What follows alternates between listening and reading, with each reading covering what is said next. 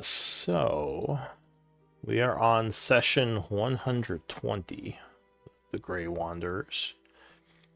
Today we have Eldwin for Scribe. Does that work, Cool. Eldwin? Yep. Right. We have Eldwin, we had LJ as Quartermaster. He's not here. Would you be willing to take that over, Eldwin, since it's technically your turn? Or Yeah, would I can. or Do you want if someone else to do it if you're scribing? Taking notes? or yeah, Uh, actually, if someone else is willing to, that would be cool. yeah, that I probably can. make it for the best. I mean, I might have to find some stuff, but we might not even need it. So yeah. Yeah, we'll see. So Nasira, why does it say Sisira in this? She goes by Sierra is like a nickname. Oh, okay, I'll just keep it then. So Sierra is quartermaster, and you are also the previous scribe. Could you give us a recap of last time? Mm-hmm. So we began on the 80th of. I think we actually started on the 79th, but we immediately went to sleep, and I started taking notes on the 80th of spring at 8 a.m. Onvir told us about Calathar's lair and the lead on Calathar's mate's location. We meet Johan, a mercenary who helped Cabin Mallow's family escape from Candleholm and brought them back to Lastlight. Cabin recommends Johan's abilities to our group. He's human. He makes some introductions, and we add his additional blade to our numbers. Yuri and Garo are safe. We present Calathar's offer to James and everyone, all the leadership of Last Light. And the Candelians are already packing and making preparations to leave within a couple hours, and it's decided that we will head towards Calathar's lair. Onvir gives Calathar the intel on his mate, and Calathar immediately decides to start journeying towards the Dark Sea, which is going to take about 3 weeks. Well, actually, it might be shorter for him. I don't know if 3 weeks was the amount of time it would take us. We are hoping to follow him soonish so that we can help him, but we wanted to see the Candelians settled first, somewhere safe. Voli says not to travel with us. He's going to stick with the Candelians because he's still recovering from the wounds he took in that battle with the Red Wizard. So we take to our ship in order to scout ahead and find, a spot for the Candelians, make sure it's safe as they come behind. We do stop at Onvir's temple on the way and consult with his mentor a bit. She is going to sell some food, what she's able to. She doesn't have a lot of extras, but she'll allow the Candelians to buy some supplies and food when they come through. During the journey, Eldwin begins teaching Nasira what he's been learning about the ship's controls and navigation. And after 5 days of uneventful travel, we arrive at the foot of the mesa that is the lair that Calathar had described to Onvir. Initially, Eldwin's owl flies up to scout, but it's immediately felled by a magical lightning trap. And we feel pretty confident that Calathar wouldn't have used these types of traps and would have told us about it if he had. So we think there's likely some new residents. We use magical sight to determine that the vertical side of the mesa is just riddled with magical runes, and Johan proves to be really adept at disarming the traps. So he spends some time and stealthily and successfully clears a path to the top. Once the path is clear, we all kind of go up as a group, and we find a blue-skinned giant on a huge stone throne, and an even bigger ox-like animal. This seems to be a domestic beast of burden. There's wheat fields cultivated, and sunstone. So we make ourselves known, and the storm giant speaks to us. He's called Vorkarn. He claims that this land is his. He will allow the Candelians to settle around the mesa, but he would require a tithe if we want him to offer any protection. The tithe would be building supplies and such resources. He indicates that he would not acknowledge nor respect any previous claim to this land, and he doesn't seem to be that fond of dragons, or at least not specifically red dragons. He did seem to have some possible respect for gold dragons, but we don't think that he's going to honor Kalthar's claim if we wanted to press it.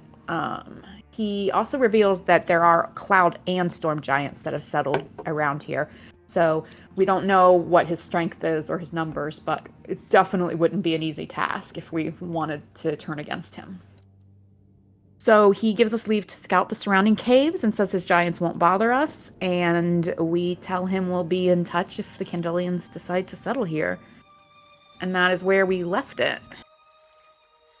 All right, thank you for the recap. So it is the 87th of spring, getting very close to fall time, 10:20 a.m. So one thing I wanted to amend, he would suggest that you speak with the Cloud Giant tribe that's in the area. They might be able to help you find some of the more fertile lands. And might be willing to form an alliance with your people. Okay. Yeah, that sounds like a lead. I think we were just going to kind of blindly start fumbling around and seeing if we could find a good spot. But I think if he told us where to go and gave us leave to pass through here safely, then I think we should explore that lead before we make any decisions. Yeah. Meeting with the Cloud Giants should probably be our the first thing we do then. Alright, so does anyone else want to talk to him? Or are you going to leave, or are you doing anything else? Like, what's the group want to do?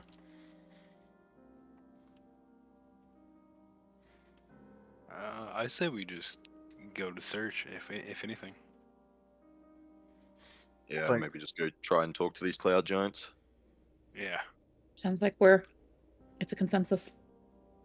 Alright, so the group is going to make their way back down then, right? Yeah, I think that, we must, definitely want to explore the contacts and options today so that we're able to turn the Kandelians around very soon if that is the route we choose to take. Alright, so you make your way back down using the cleared out areas that you dispelled the runes from. Did you mention to him that you dispelled the runes to get up here, or did you just kind of... I was actually about... And he didn't ask us. No, he didn't ask how you got up here. So, yeah, you didn't mention it. Okay, so the group heads back down the mesa, heading to the bottom, kind of where your makeshift camp was set up. And, yeah, so there are a lot of caves going in different directions in this area. It is just across from the Great River that flows through. This is the river that kind of connects up north, and that old dwarven shipyard that was all ruined, the underground one. So it's pretty massive, and the lands around here are generally at least somewhat fertile. Is this river one that is used for transportation? Give me a history check, I guess. Or if you have, like, any background in local, I don't know, trade. I mean, basic stuff of people who traded at the monastery, I guess, but... Was your monastery on this river? I guess... We never established where it was. We had said it was probably outside of a major city, but it might have been in the Human Empire. Alright, I'll say everyone can give me an untrained history check, because you might know something. I was going to ask if I could do one with the, closeness of my temple to the river. Yeah, that's fine. Ooh, I got a good one. Oh, wow, yeah. So, You know that some of the parts of the river go into like flooded cave areas, but there are routes that can be used to move goods up and down. It flows, well, I guess it would flow south, so Okay. it That was gonna be my next probably, since there's no wind, they probably couldn't go north on it. So it could only be used to Not move without goods some like, sort of yeah, maybe with magic or Okay. something. So you're not sure. manpower. Yeah. I'll say Anvir, you know certain groups are able to have the ships go up and down, though you don't know much about how they do it. Yeah. You would guess some Oh. sort of magic. I assume Nasira like says that out loud or through the communication, and I would share what I know. Yeah, well that's you that knows that, all that stuff. Alright, so what do you want to do? Let's follow the directions to the. I assume he gave us a direction to travel to find the storm giants or cloud giants. Yeah, he kind of gave you a general idea of where their base was in the area. Did he give us a name of like the leader there, or Let me see. I mean, you don't have to come up with it right now, but I guess we would just kind of name drop and like say that. Well, he gave us his name. He would have Well, given you the name, talk to someone named Rydick. Rydick. Okay. Yeah, because the cloud giant part was we didn't actually talk about last week. It was kind of retcon. So Yeah. Rydick and Vorkarn. Okay. All right, so to do some navigation of these caves, it would probably be either survival or knowledge nature, and I'll take up to 2 checks from the group. Up to 2, you can work together on this. We're not taking the ship, right? It would, well, the ship doesn't show you like people or structures really, just cave Yeah. setup, so it's hard to find where things are in the ship. So yeah, you'd probably do this on foot. We're staying within like a 1 to 2 hours march from our ship. I think we should stay on foot. Yeah. Oh, I agree. I was just like, if we're not doing the ship, then I don't have to do one of the Yeah. checks. No, you don't have to. I think no one else is trained in nature or survival. Yeah, I'm definitely not. I could do an untrained one, but that's about it. Johan, I think no one is trained in nature in this group. Johan had a guy for that. He wasn't a cave explorer. Alright, Uh, guess we'll do a untrained nature then. Okay. Oh, not bad. So you are moving. I'm sorry. Oh, yeah. Oh, no, that's fine. So you are moving through the caves, keeping an eye out as you explore the areas. You come to an area that looks like it's somewhat fertile. Like there's some soil in these caves. Now there's not too much, but this could at least be used for growing crops probably if sunstones were put in. No giants yet though.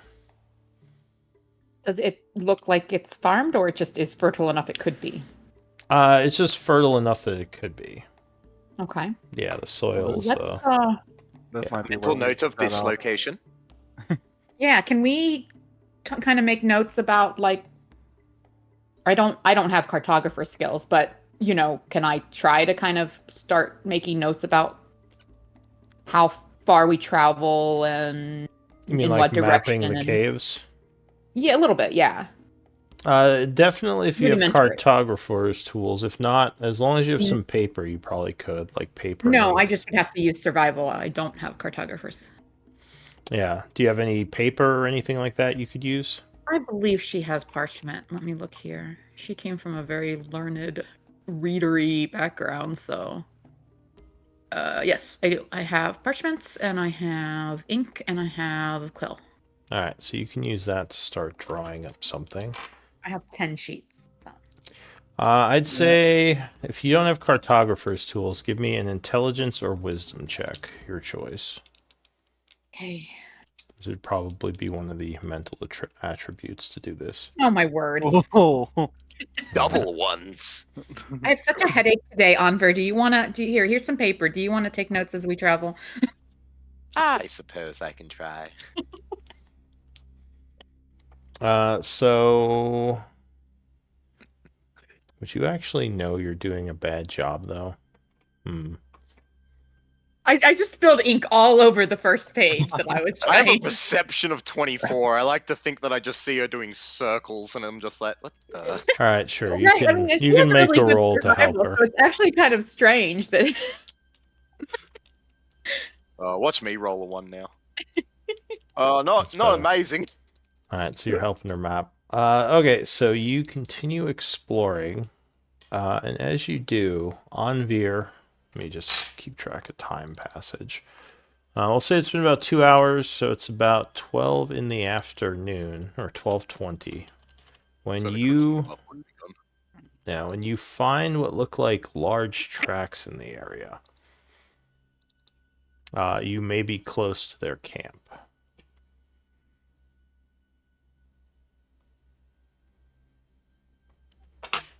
What do you want to do?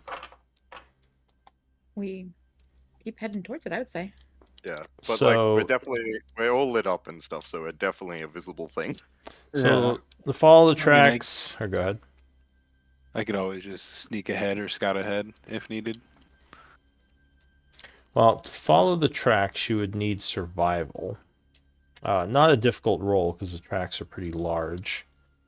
They're just like our size. Yeah, but I would need someone to use survival. And are you going to have Johan scout ahead?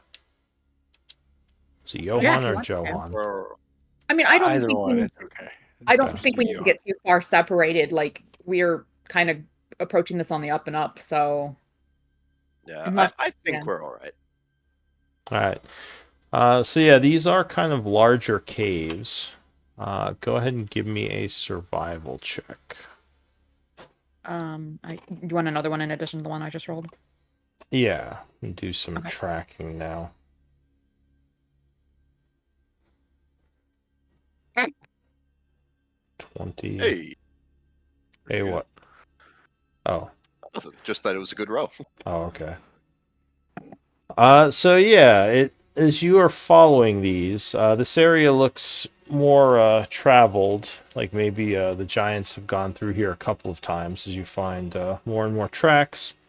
There would be a couple of places where possible skirmishes may have taken place. You'd find some like dead spider or remains of dead spiders. You would find some mushrooms that have kind of been like shroomwoods that look like they may have been ripped out and taken to be used. And as you get further in, you see lights coming from up ahead in the large cavern. So you might be getting close. And you would start to hear noise. What kind of noise is it? Like violent noise or just like Yeah. rambunctious joy? Just chatter in a language you don't understand. Probably large footsteps walking around. If it's the language I'm thinking of, Nasira knows it. Well, you're still a little far off, so Yeah. you wouldn't be close Yeah. enough to hear it. Oh, good. But yeah, I guess unless anyone else is saying anything, we just keep going. Okay. Agreed. Yeah. So you approach, not trying to stealth or anything, just out in the open. And as you turn the corner up ahead, the cave kind of opens up into a larger area with kind of some natural supports going up to a ceiling that's about 30 or so feet. And in this area, you would see a bunch of giants walking about. And I'll get you a picture of them. Oh no, it's the wrong giant camp. Yeah, we end up at like a fire giant camp. Like, uh-oh. It's just a bunch of shroom giants. Oh yeah. The giants seem to have large wooden structures they built, probably out of the different shroom woods. They have like a bit of a campfire going where a couple of them are sitting around. You'd see some of them kind of moving supplies around the area. It looks like this is a fairly new structure, or a new settlement. Like they built a lot of this recently. Let's see. I guess, is there anything else you would notice? So you would see that the cave kind of has hills that go up and kind of block the view of the rest of the camp. But at this point, you probably see about 9 giants moving about. One of them, who is kind of near your area, would look over as you kind of enter. And he would say something in giant, getting up as he kind of takes out his morning star. I would kind of put my hands up, not like high up, but just kind of, you know. Oh yeah, you speak here. giant, right, Nasira? Yeah. So Kind of put my hand here near my shoulders, like to show I'm unarmed. He would yell, small folk coming this way from the south. And several other giants kind of look over now as he kind of readies himself. And I would continue approaching in a very measured like pace, so like we're not like advancing aggressively. Okay. So give me a I guess he would he kind of walk out, though still at a distance, one hand kind of clutching a rock at his side while the other holds a morning star. He would say, what is your business here, small folk? I would continue in giant for now, just because that's He what would say that in greeted me common, by the way. Oh, he said in a comment. Okay. Yeah. I would respond initially in giant. I would say, "Greetings, massive ones," and then like I'd switch to common so that the group can understand. But like I wanted to like kind of like I don't know, show that respect to his language. Give me a persuasion attempt. Okay. Does she still have enhanced ability? No, it's No. been several Yeah, hours. it's been a couple hours. Yeah, I mean, he called us small ones, so I was kind of trying to do something like to acknowledge his. I don't know, but obviously it might have fallen short. So yeah, he just looks at you cautiously. I And rolled for crap today. he will, So then I would say, this is Nasira, and my companions are the Grey Wanderers. We are recent arrivals to this land. We spoke today with Vorkon of the tall place, and he has suggested that we meet with your Rydek, says, as we you spoke yeah, to him and you live, so obviously you know the respect due to our kind. of course. He says, well, if he sent you to speak to us, then I'm fairly sure that Rydek will wish to talk to you. He kind of looks over the rest of the group, and he would say, well, before you speak to him, what is your business here, besides wanting to speak to, or I guess what would you wish to speak to him about? Potential livable land in the area. For an alliance, an expansion of your community with diverse folks, smaller ones. Two of you give me persuasion checks. There we go. Those last 2 rolls were scary. Those not ones. Hey, yeah, I didn't roll too bad either. Yeah. So he nods and he says, all right, I can bring you to Rydek, but while in camp, weapons stay away and no magic. He says, is that understood? Of course. I just point to my glowing staff. Can the light stay on? He nods. He says, the sunstones are active, but if you wish to bring your light in as well, so be it. And you would see, like I said, this area is all lit up by sunstones. Alright, so he leads I'll you... turn that off then. Sure. He leads you into camp, where a couple of giants have kind of come over now. You would see there are 12 in total, it looks like. Not the largest camp. But near one of the houses, you would see a giant coming out of it as you approach. And the guard kind of puts his hand up and he says, Rydick, we have some people here to speak with you. He would nod and walk over. I don't have any unique pictures of him. But he would say, he would say, basically he would tell them like what you told him, and he kind of nods and says, well, welcome to the camp, friends. As you were told by Vorcom, I'm Rydick. I'm the leader of this cloud giant encampment. What is it you seek from us? So I would kind of repeat my introductions, but maybe actually give names of everyone this time. Kind of introduce everyone. Just like maybe not like long, but yeah, I would definitely like at least say everyone's names instead of just my own. LJ, And Nasira, then- Eldwin, Johan, Eldwin. All right. And I would speak in common. Did he speak to us in common? This Rydick when he came out. Yeah, he's been talking in common. So I would speak to him in common, but I would address him with a giant word that is something like "Your Lordship" or something like that. When I first begin, and then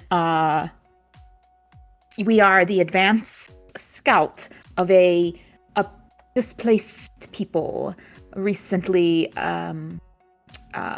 driven from their homes, seeking safety.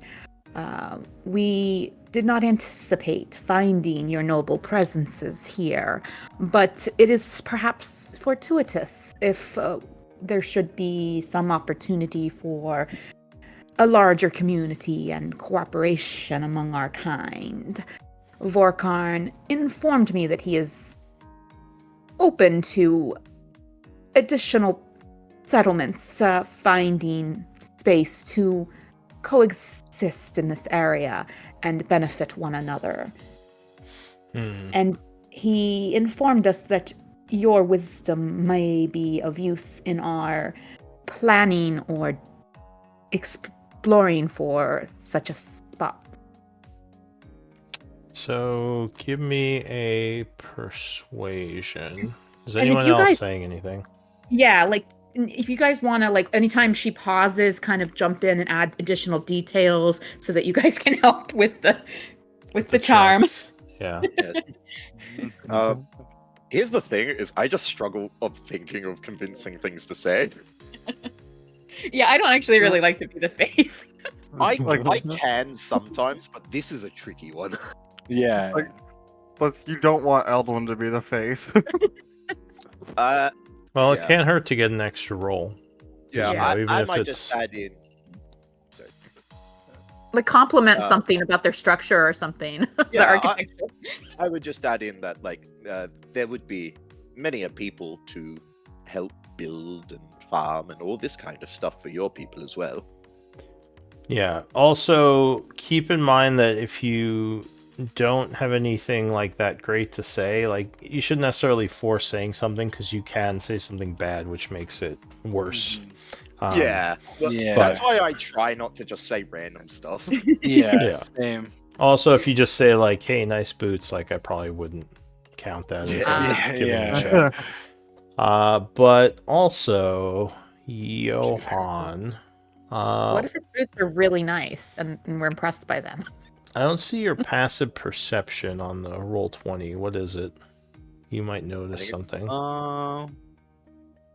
No, I assure you, I do not see anything. I think it's like 9 or 10 from what he said before. No, perception is I think 1. So 11. No, it's gotta be 9 or 10 at least, right? I You don't. can't have a 1 So- passive perception. Next to your What perception, about- what does it say?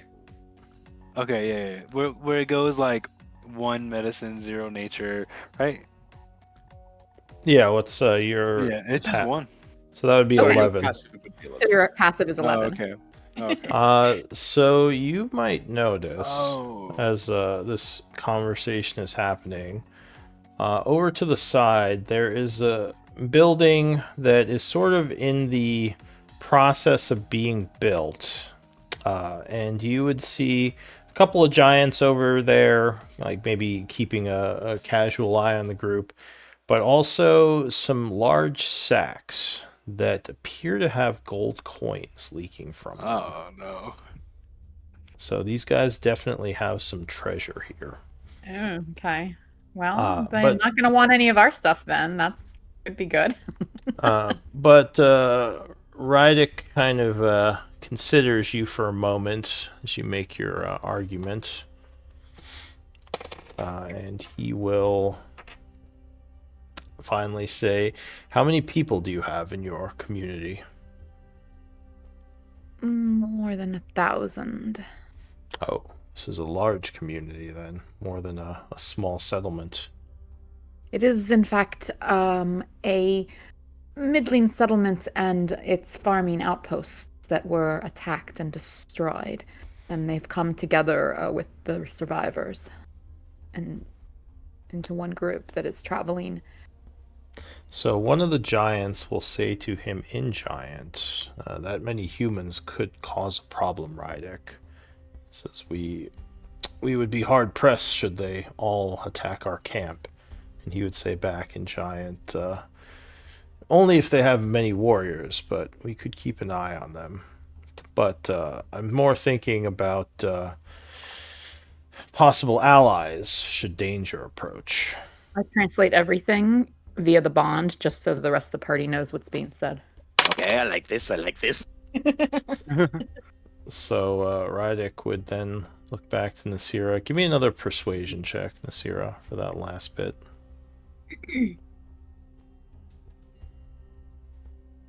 So far, he seems like he seems like he is somewhat amenable to your. He probably liked the fact that I Speaking. referred to them as farmers. Yeah, it definitely helped. He would say, I think there are some spots that we noticed while surveying the area when we first got here that could be useful for your people to grow crops in, assuming you have sunstones. We do. That said, I have not had the best experiences with the humanoids, such as yourself and the other empires, as we traveled through the caves.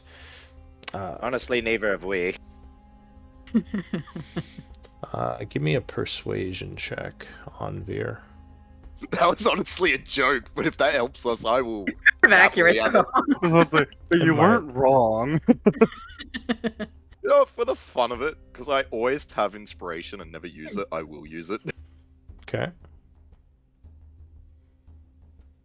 I think that was the wrong thing I clicked. God, my mouse is so dodgy. He says, Inspiration helps a little. well, then we have had similar experiences. Perhaps you are a fellow outcast to this place like us. This is, we are used to living on the mountains out in the open. This is the hundreds of years our people have spent underground have been hard on us. It's not something we're used to. I confess we had intel of the land upon the mesa being secure and unoccupied, and of course that intel was clearly old and inaccurate, but perhaps this will be the start of a useful alliance for all our peoples. So he says, when do your people arrive? Is it? A few days? It took us a week, so, and we were in the ship. They So were was it 2 3 days. They were 2 days away. Remember? Oh, they're 2 days away? Yeah. Okay. So they're 'Cause we probably got- a little we past got the here bridge at this point. We got here this morning in the ship, and we took 5 days. Yeah. Well, I mean, the ship doesn't travel super fast. It's just you Okay, can cool, go in a cool. straight line, whereas they have I to see. All use the right. For some reason, caves. I thought it was like cutting the time off a lot. Okay, then perfect. Then I would tell him. I'll tell him. 2 to 3 days. And do your people have any treasures they could offer us in as a tithe? They are much depleted of their wealths due to their misfortune of recent dates, but they do bring with them resources and some treasures and useful items, such as the sunstones. As well. Maybe we can trade with them to get them whatever resources they wish. Says our people do enjoy having gold more for status than for the ability to trade, especially these days. But opportunities do arise at some points. He says, for now, maybe you could help us with something. He says, you seem well armed. I assume some kind of mercenary group. Indeed. dabble. He says, we have a faction of our people who have separated from us, unable to accept my leadership. There are only a few of them, but they could be a danger, especially to your people. He says they are in the caves around this area. If you could track them down and end them, that would be very helpful to our camp and probably helpful to yours as well. You have given up all possibilities of diplomacy, already exhausted. He says, I don't know how much you know about my people, but disagreements can be fierce. I'm positive that they have no wish to come back into the fold. And they are not to be allowed to venture out into the world and find their own place? Or do you believe this would not be their course of action? He says, well, they're in the area. I don't think they're going to leave. The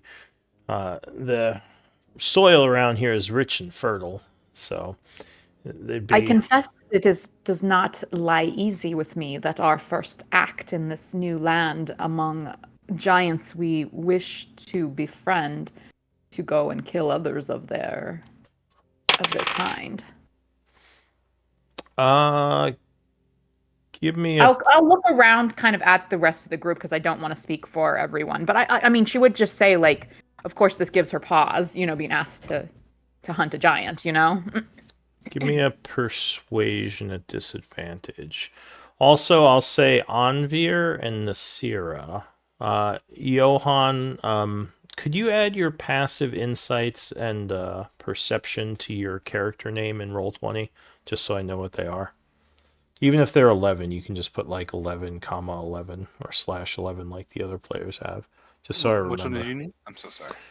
Passive persuasion / passive insight. You can kind of see the other people in the game have like 2 numbers next to their name, just so I know. It's your Roll20 display name. It's not your character sheet.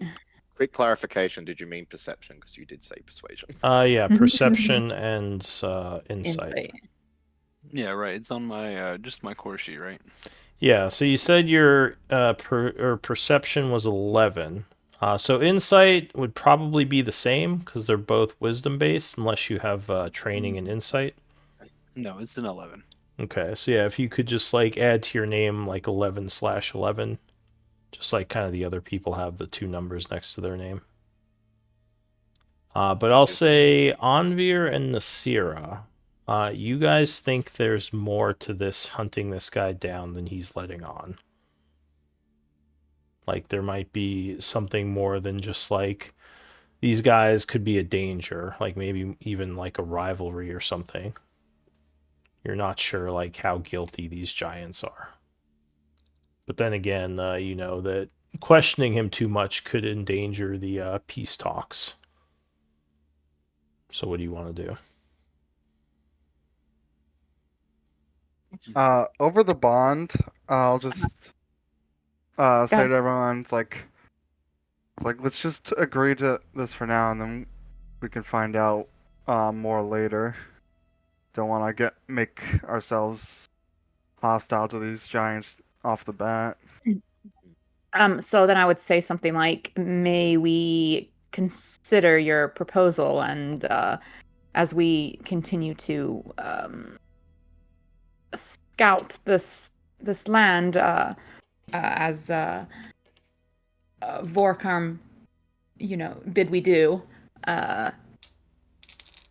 In fact, we saw a bit of land a little while back, Anvir. Would you mind showing the map? There seemed a fertile place just in that direction. She kind of like waves and kind of trying to move the conversation in a different direction. What does this map look like? Give me Like another. 10. Give me another persuasion at disadvantage. Oh no. I'm gonna go south from here, guys. We were doing so well, but then he wanted us to kill some people, and we This didn't is- immediately say yes. There Just are, like that. Oh no! Last time that happened, we Yeah, got the framed. last time someone wanted us to kill someone and we declined, and then we were suddenly enemies of an entire city. there are many places here that are fertile, he says, but this is our territory right now, the giants. We have to come to an understanding if we're all going to live here. He says, and that would require peace between our peoples. He says, you said your people lack supplies and lack treasures to pay us with. Well, this would help make up for that. Show us that you would be of value to our community by getting rid of these dangerous foes. Says you don't have to say yes right away, but don't dally too long. I need Out an of answer. character, you told us that the Candelians have treasure. I mean, yes, like lots of stuff had to be left behind when they fled, but they have a decent amount of treasure. They're just low on food, right? And they've got sunstones and supplies. I mean, the city does have money, yes, and they have sunstones. They have supplies. I mean, they had all this stuff like in storage when the city was being run. Yeah, they said that like the treasury got moved with. Yeah. I just didn't want to make it sound like they were wealthy. Mm-hmm. Okay, well, I Okay. mean, that's I assumed. Yeah. But yeah, especially given the treasure that's lying around right here around us as we speak, I'm thinking that what we have might not seem like all that much to them. well, only Yeah, but they Johan just- saw that, and I'm not sure he said anything. Oh, okay. Yeah. Also, they did literally just say that money is a status thing for them, so I imagine every little bit they would appreciate. Let's see. But I would probably bring it up and like I probably wouldn't bring it up as much as like kind of nudge towards somebody like look over here, like look at that pile of gold or the sacks of gold. I feel like But I wouldn't say it out loud or anything. Alright, so he would kind of point out the sacks, and now you might notice off to the side some like little glints of gold coins sitting near them. It might be like they're setting up their treasury still, protecting their money. But yeah, so he says you can leave and think about it if you wish, but he just wanted an answer somewhat soon if you're going to stay on his or on their lands. Is there a way for us to know if a particular spot is claimed and by who? Is, your lands or Vorkarn's lands or others' lands? I believe he indicated there may be multiple settlements. He says we hunt and gather within a day's journey of this spot. So anything close to the mesa or near the river is claimed as ours. I suppose if you wish to go to the other side, you might find something over there. But if you wish to be part of the community of giants, this is what I would ask of you, to get rid of these misfits. The giants do not cross the river? He says, no, they're still in this area. I believe they plan to try to overthrow or kill me. Who? Oh, no, I meant the giants as a whole. None of you crossed the river? He says, no, we've kept to the western side. Sorry, Anvir, what were you saying? I was just going to ask, roughly how many are part of this other number? He says, I believe there are only 2 of them. Oh. Unless I hope others other traders could still be hidden within my camp, but as far as I know, only the two of these giants have left my fold.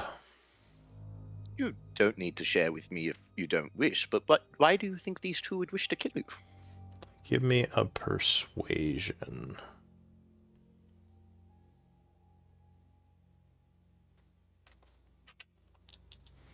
Meh. Says status. I assume any reason someone might wish to kill a leader. One of them is somewhat powerful, and he might be able to convince the others to follow him should he overpower me.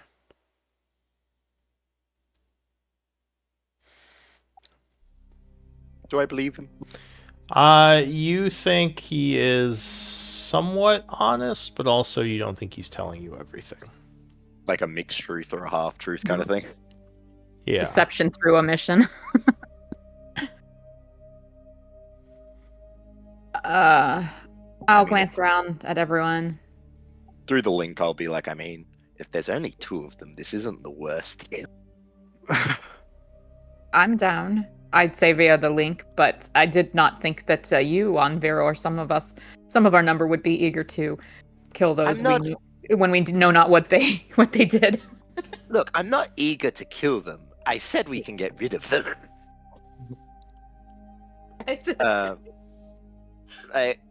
If there's only two of them, there's also just a better chance that we can get them to maybe just bugger off.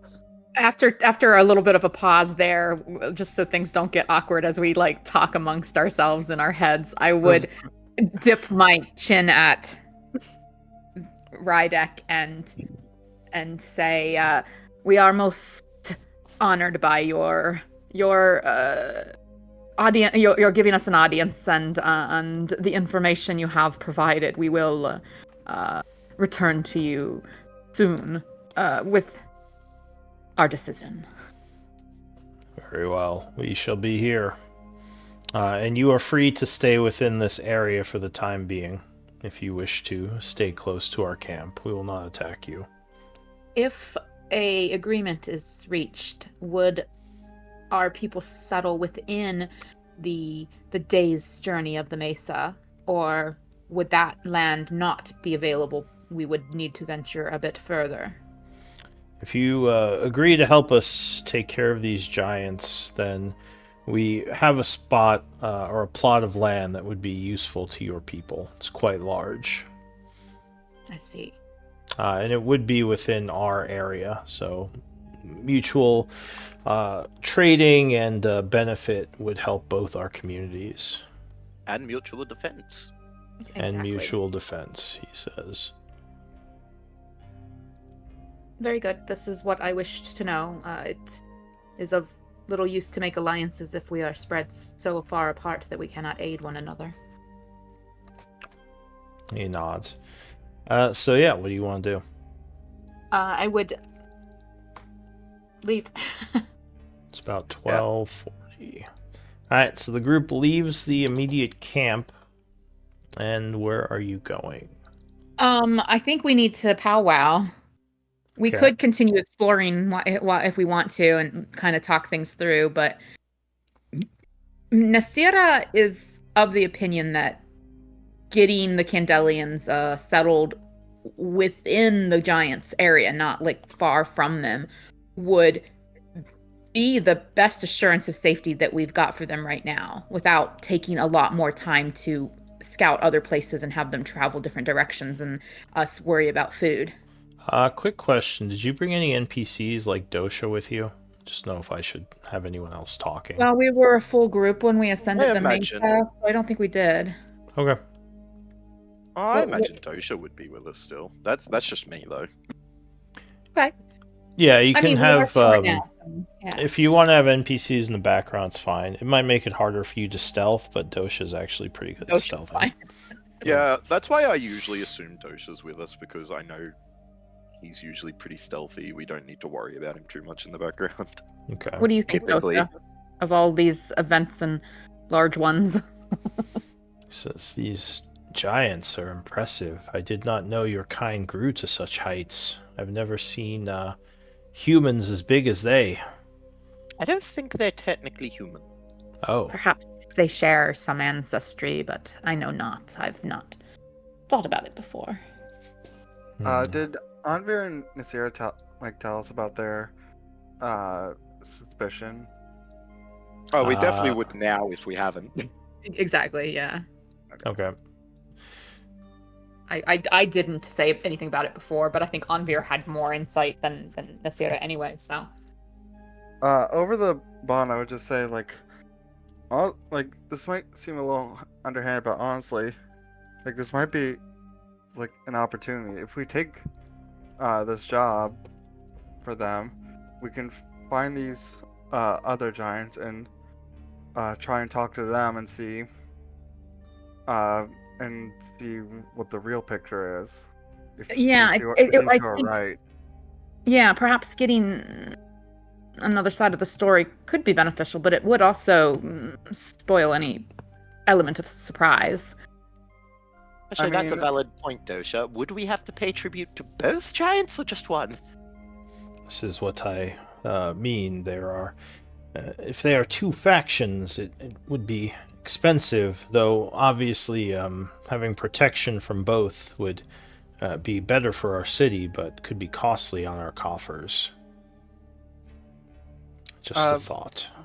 Like, again, over the bonds, like, if we're worried about price, then it might actually be best. It'd be a lot harder, but it might be best to side with the other two. If he is some rival leader or something, or maybe even a rightful leader that's been deposed or something, if we help him assist taking this tribe, then he'll be more amicable to work with us and give us a better deal than Riddick would.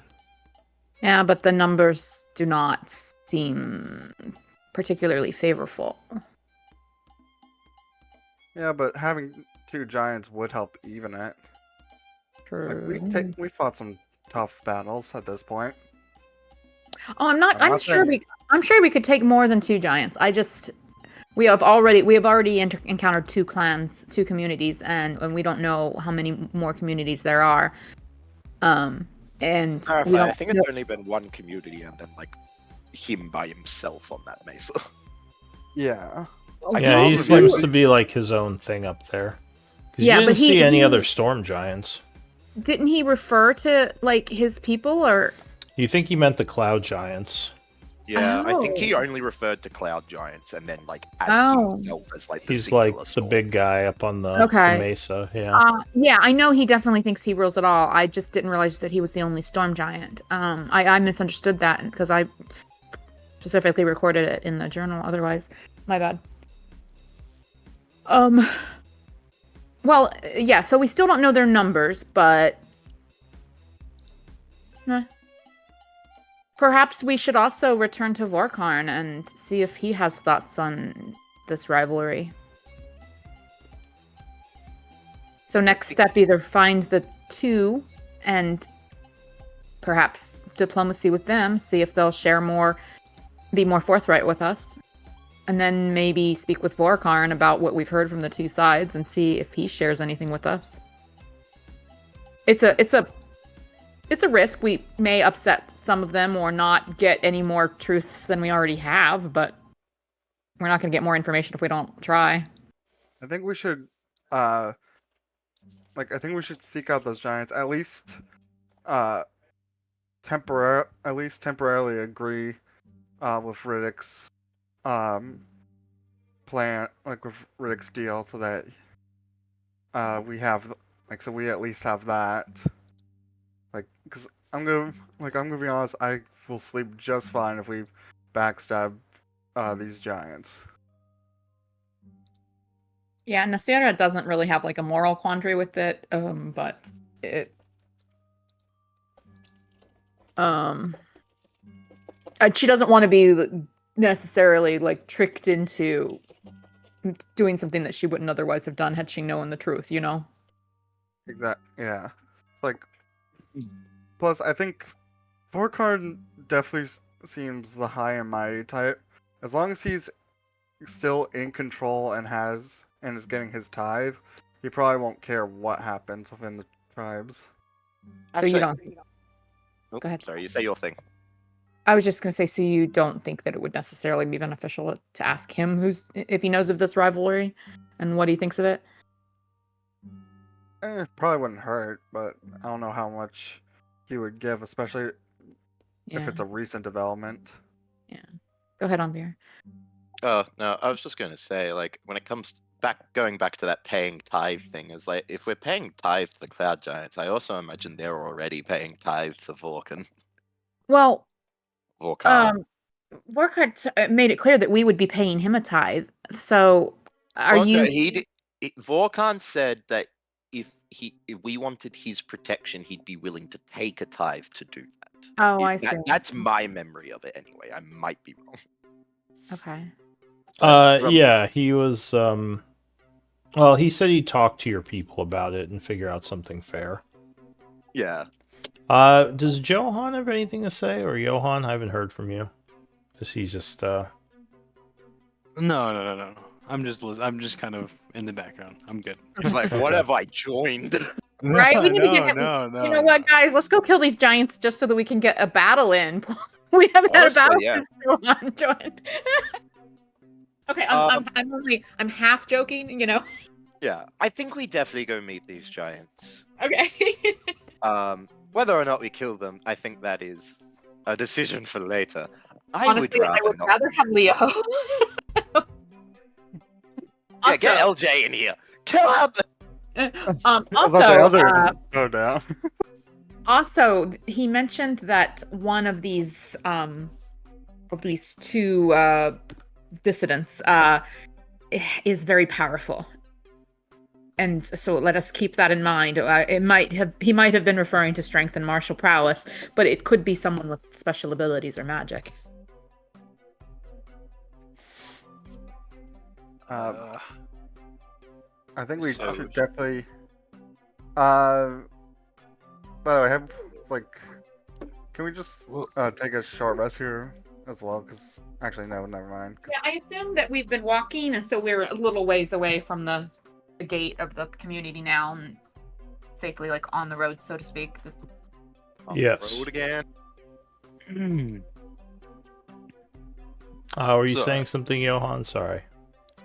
No, I was gonna say we should just at least maybe not right now, obviously do the short rest, but I was saying go there and at least scout it out, at least see what we are approaching before we, blindly say yes. Yeah. All right. So we're gonna go tell Rick that we'll at least tell Rick that we'll take his deal. Whether we follow up on that or not remains to be seen, and then find these two giants. One thing Okay. is, though, if we tell him we take the deal and we do not end up following through, then it may eliminate any future alliance. It might end our options here. I mean, it seems we're either gonna be siding with him or these two giants, anyways. So And he didn't give us any indication of where to find these giants. He was waiting for our answer. Yeah, it seemed like he might have some more information, but he wanted to know, what your answer was going to be. so we might have to agree. So if we agree, we'll get easy access to the information as well. Okay. I'm reticent to give a firm agreement. If there's any other way, but if the majority of the group thinks that that's how we should go, then let's do it.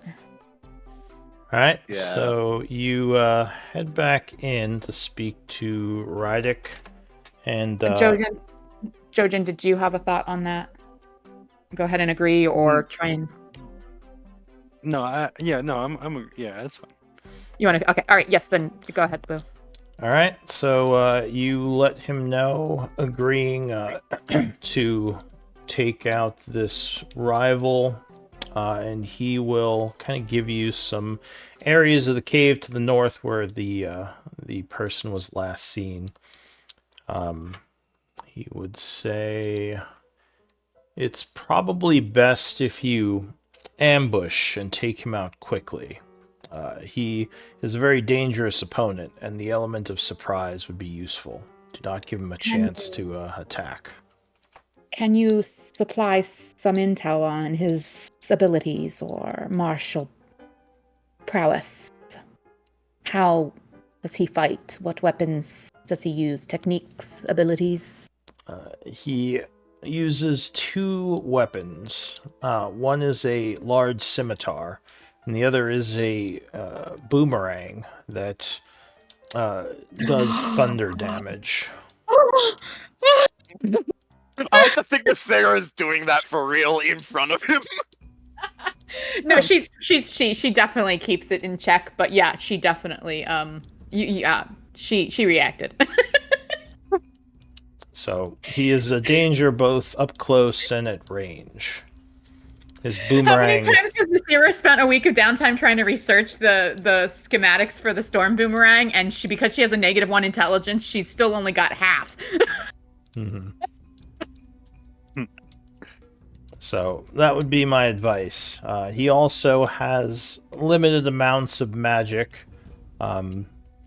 the ability to create fog to mask his appearance, and the ability to turn into gas to try to elude you and escape should he become too wounded. And his companion. His companion is more like the rest of us. He would have most likely a morning star, and would probably hurl rocks, normal rocks. Says both are very dangerous.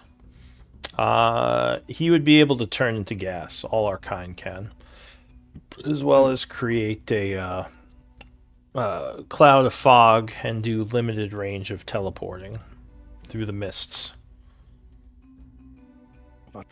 Making misty stuff, I forgot. Yeah. Oh my gosh. Yeah, cloud giants are dumb. He says this should help you defeat them. If you can get the jump on them, that would be the best. Obviously, disabling one of them quickly would be your best bet. It seems like you have magic, so you might be able to.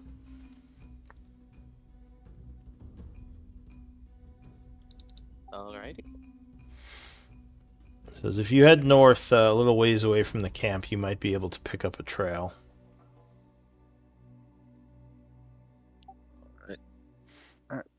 Then we'll head off then. Alright, so you head out of the north side of the camp. Over the bond as we're leaving, she's like, from what he said, I'm suddenly feeling a lot better siding with the other guy.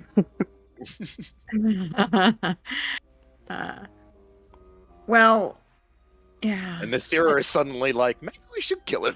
Yeah, I was like, maybe we Yeah. should. Yeah, oh, I mean, yes, she does want that boomerang, but I mean, don't know. There's a chance he could teach you about the Yeah. share of secrets.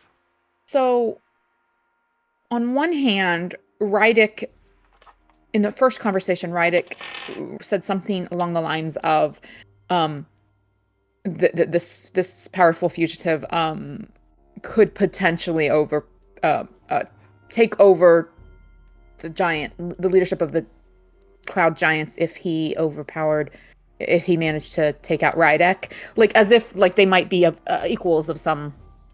But then in this second conversation, Rydick said the other guy is more like the rest of us, as if Rydick was including himself as like just a normal. So I'm not sure if Rydick is extra powerful or not. Does that make sense?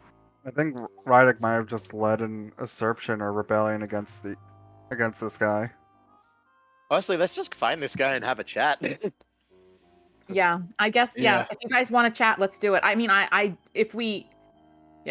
we lose the possibility of ambush, but let's do it. Whatever you guys think. I think. Plus, he was suggesting. He was very heavily suggesting we ambush him, which is a. Yeah, like, my this is first over the thought of bond. that was, oh yeah, so you don't want to talk. Yeah, so that we don't talk Yeah. and realize what's going on. Yeah. Do we want to drop by the ship and get at least Seal? That's not a bad idea. Yeah, let's go get Sol. Alright, so it's going to be 4 hours of travel to go back, get him, and come back here.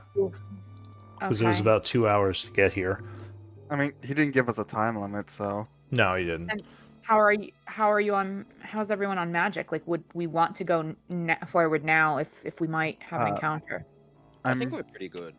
I guess I'm we have only- Dosha, but like I'm only slightly tapped. okay. You spent what, 2 spells? I've spent 3, but I recovered one of them. Yeah. And I've only spent 1, so I think we're pretty alright. Nasira is fresh, and I think LJ is fresh, but of course he's in the background. I think Dosha is fresh. Like, And I'm fair sure Johan is effectively fresh because he did spend a spell slot, but then he got back when he was disarming traps. yeah, he got all of his spell slots, I think, from those. Okay.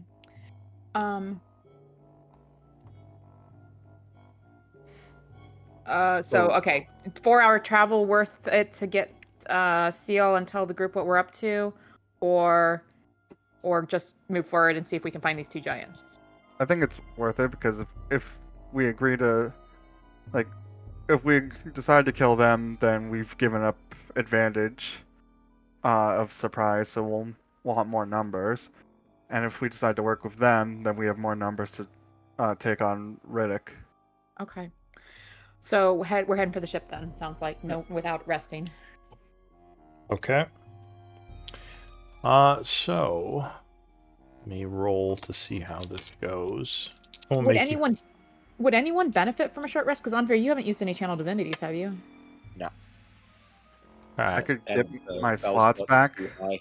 You do. Oh, that's right. I forgot. So 4 hours would pass somewhat quickly as you navigate the cave, moving back and forth. And you said you were just going to pick up your companion Seal, Glad. or Slod. Yeah. Who else do we have on the ship? I forget. Manasa, the girls. girls, and the laborers. Do we think Manasa would be useful? I like having Manasa as a guard for the girls and stuff. Okay. Yeah, we'll leave her with the. I honestly, if she dies, we may not be able to bring her with us, depending on the situation, and that's why I've always kind of been. She's a bit of dead weight. So all right, but yeah, I'll leave her on the ship. So God. the He's a good guard. Seal brings us another spellcaster. So like I think that was valuable. Yeah, Just- unfortunately, wanted Manasa's to- not like your bracelets. I do have both my bracelets back though because of that 5-day travel. Oh, that's right. Can't wait for them to die immediately So again. Johan, at the beginning when you first met Nasira, she had serpentine bracelets on both arms, but one of them was kind of like dull, like it had been burnt, and the other was shiny brass. Mhm. Now they're both shiny. Okay. All right, what's that let's go, guys. Yeah, but anyway, let's go. So, as I said, you travel for about 4 hours, getting your ally, and then you would be back at the area where this guy could be. So to track him, again, you'd need someone with survival, up to 2 of you. Oh, Dosha's with us now. Was someone saying something? Oh, okay. So Dosha is going to be the second roll. I think so. I think he's the only person. Other Yeah, person the only who real can. option. Okay.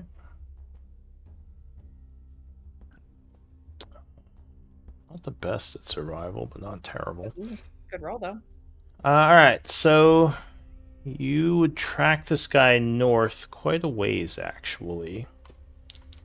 And coming into another large cavern, you would see some lights up ahead. Do we want Johan to scout, or do we want to just approach openly to speak? We could do that. We also don't know if there's only 2 people, so a scout could be a good idea. He is very skilled at staying hidden, Dosha says.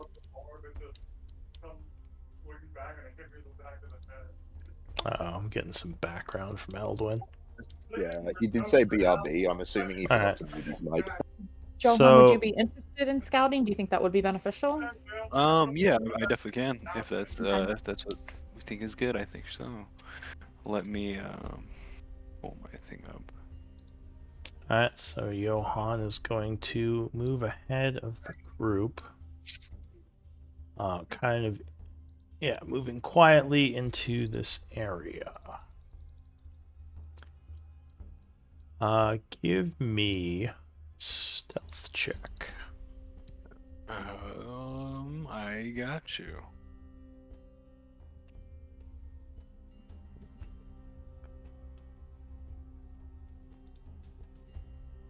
I remember that class. It was the only time that class was ever offered. Actually, it was offered. They wasn't offered any other year. Really? Even like that. Like I even got the 22. All right. It was really cool. We have to go really far into the lake. Could you? That was really Never mind. Okay, so you enter a new area. I'll pull your token on here in a moment.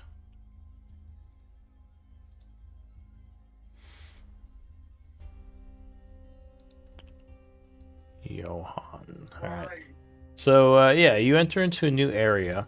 As you do, you would notice several giants moving around here. You see there are 3 of them, kind of a little deeper in the cave, near kind of a massive natural supporting structure in the middle of this area. Give me an intelligence check. You might notice something. I'll say intelligence or perception.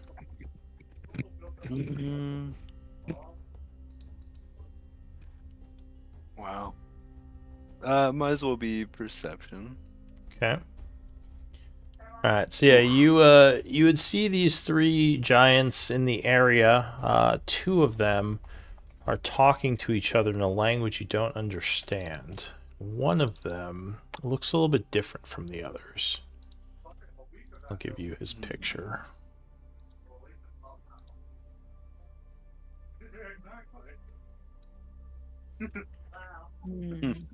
Almost looks like well, he looks almost like maybe some kind of well, no, I guess no, never mind, he doesn't have a horn. But yeah, he looks a bit larger than the other cloud giants you noticed, and he has that massive boomerang kind of on his back. Oh, That's crazy. that's a concerning title. Yeah. You might notice some other stuff if you want to give me an active perception check, as you're kind of looking around.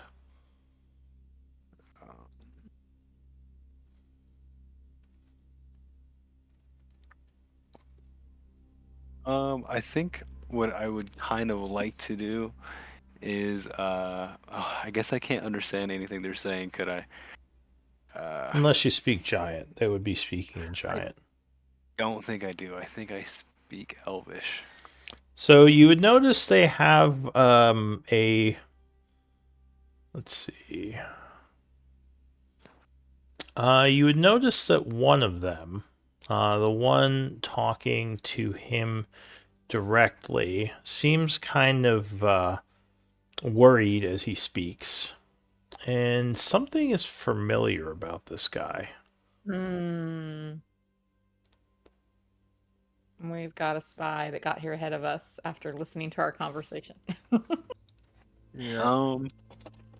I'm kind of scout out. If I could go a little ahead, I would like to, just to see if they have any, like, what, defenses or anything or weapons, or what's their scenario like. If they're really outcasts, are they starving? Or are they like how are things going for them? Like, how hard of a fight is the situation? You don't see anything that makes you think that they're starving. They seem like they're in decent health. Maybe a little bit like dirty and raggedy. Because they've been on the road a little. But yeah, you don't see anything that makes you think they're desperate or starving or anything. They seem like they're well fed right now. The weaponry is similar to what you saw in camp and what the guy said. The larger one, the more muscular one, has the scimitar and the boomerang. The other 2 have the same morning stars that their brethren had. Dang. I honestly would like to come back at a later time, like maybe while they're sleeping, or if we can get a drop on them like that. I think that might work better, just because of Oh, I thought there was only two. the Go other ahead. thing you might notice is you don't see any tents or like camp stuff around, so this might not be their campsite. They might have just been meeting here. Okay. Or if there are like tents and stuff, they're probably deeper in the cave. Because, yeah, it just seems like there's a bunch of mushrooms around here. Yeah, I'd like to go back and then just kind of tell everyone what I've seen, so that way, I would like to just say, like, come back at a later time, so we can either they won't be there or they'll be deeper in the cave, so we can go further into the cave and see where their camp is, and kind of plan from there. All right, Perhaps cute. we should watch. Oh, sorry. Go ahead. Oh, give me a stealth check as you are leaving.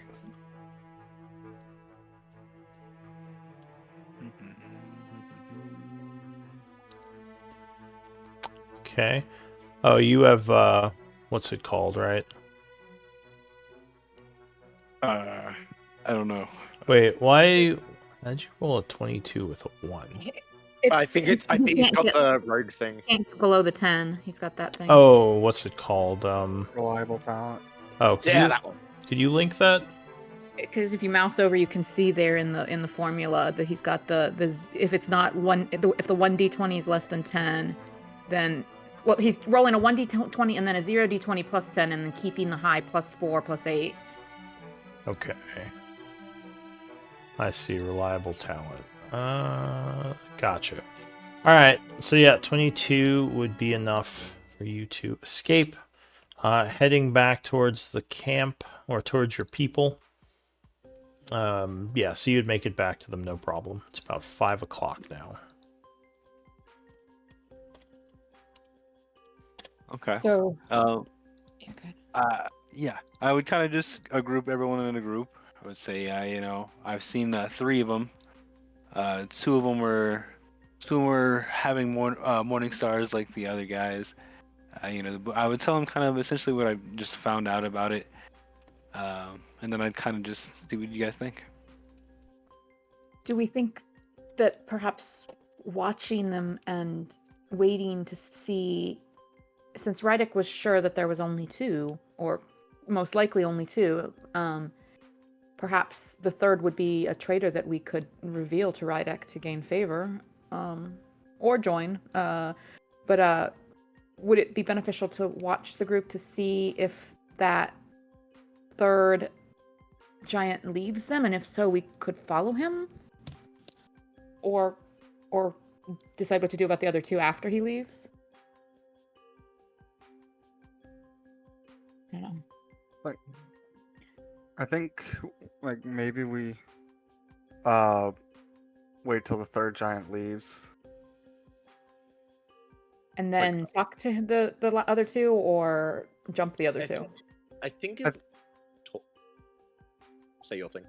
I think talk, because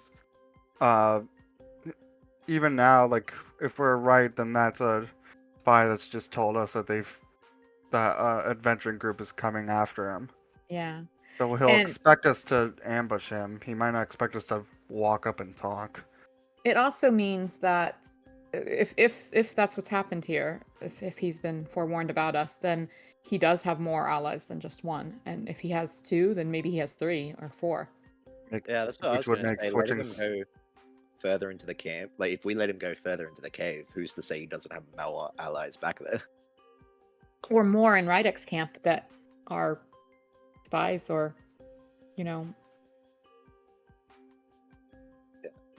I think we wait for the third one and then we try and talk, because I kind of want to get his side of the story. Okay. Alright, so where are you waiting exactly? Just kind of in this area? Waiting Let's- for the one guy to leave? How far forward did Johan go to observe what he observed? Probably about 100, maybe 150 feet down the cave. Can we go How long has he been 60 or gone? so? How long has who been gone? John. Johan's back. Okay. No, Oh. I'm here. Yeah. Okay, because I was just trying to figure out how long we have the bond, because like I Well, know. we've been traveling for a little while, so we might, Yeah, if we're so gonna. I always just assume that I'm like ritual casting it because it's an hour, unless we're like moving quick. Yeah, especially if we're gonna start stealthing closer, Right. then I think we would Yeah. give you the chance to re-up the bond. Yeah. Yeah, so I'll just while we're waiting, I'll kind of just just be like every like half hour or something, or every time he goes out to check, I'll re-up telepathic bond. It might actually be a good thing that we didn't have Seal with us in the first 2 meetings, because nobody knows we've got a demon on our side. To That be is fair, he true. could also just polymorph and look like a human. True. But yeah, maybe we send. Actually, no, you haven't had a chance to resummon her yet. Never mind. I mean, I could. I have the materials for it. Yeah, but I was gonna say just get her perched up by the door so we can tell when they move. All right. I will I could start to send a resummon snake. Lara. I could send a snake. Can you communicate with the snake though? Well, not while they're away, but they could go and come and go and come, Whisper. and I can communicate with them when they're nearby. I speak parcel mouth, So- remember? What exactly are you guys doing? Are you trying to wait for one of these guys to leave? Because you think you said you think one of them is a spy. Is that what your We think assumption one of them is? might have been reporting to this fugitive. So we want to see if he stays with them or they part ways. So we'd like to hover as close as is safe, Okay. keep in communication with each other via the bond, and So, give it some time to see if they split up. all right. So you're just passing time at this point. But I think we would get a little closer, but we're not going to risk getting as close as Johan did because not all of us are as stealthy as he is. But Dosha is honestly, we're not terrible at stealth. This isn't a bad stealth party, but we definitely don't have Johan's skills. All right. So an hour passes. So you would finish your an hour and 10 minutes passes. So you would finish your Find Familiar ritual, spending the 10 I'm assuming Maho worth of components. I've already purchased like bulk components for this beforehand, All right. so I have 7 of those left. So you haven't seen the giant come down this way. And I assume you guys are trying to be stealthy, so he just passes by. Yeah. Oh, no, we were going to try and get closer, like go forward 60 feet or so, and maybe even Johan a little further to be as close as possible and communicate with each other via the bond. So we're spread out a little bit. All right. So if you get that close, you'd be getting into the range where you'd have to all make stealth checks. You're kind of at the edge right now. You think you're a safe distance. You could send. Go ahead. Yeah, I think that was the plan, was for us to stay at that edge, unless Johan or Dosha want to move closer because they're better at stealth. All right. Well, I think Johan is definitely the stealth king in this group. With a plus, rolling a 10 no matter what if it's low. So do you want to send Johan to just kind of keep an eye on them while you guys wait here? Yeah, Yeah. after Eldwin would do the 10-minute bond thing, and then he would work on his Find Familiar, and that would give Johan the ability to communicate with us when he moves forward again. All right. And also, if anyone wanted to spend a short rest, as long as you weren't doing a spell, you could have done that. So Johan, you said you can't roll below a 10, right? Because of your ability. I'm going Wait, is to- Johan here? Or did he step away? He said BRB. Okay. I'll give him a moment. Maybe I he would went to the go ahead restroom and- or something. Just in case, I would go ahead and during that rest time, use my daily animal friendship for snakes, in case I need it, because it lasts 24 hours.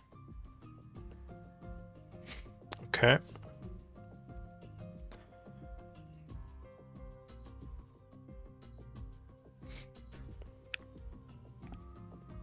is it a daily? Actually, that might be. No, it's yeah, at will. it's at will. Yeah, I just noticed that I had added that in there, and I forgot. I just need to cast this every day. Then I need to always be able to talk to snakes, so that when I throw down my snakes, I can control them even better. So Johan, the group wanted you to go and keep an eye on the giants in their area and see what they do. Okay, yeah, and then I assume just you guys are coming back. I hope, and then I'll just update you guys. Yeah, well, That's they're gonna fine. wait here, I think. We're gonna.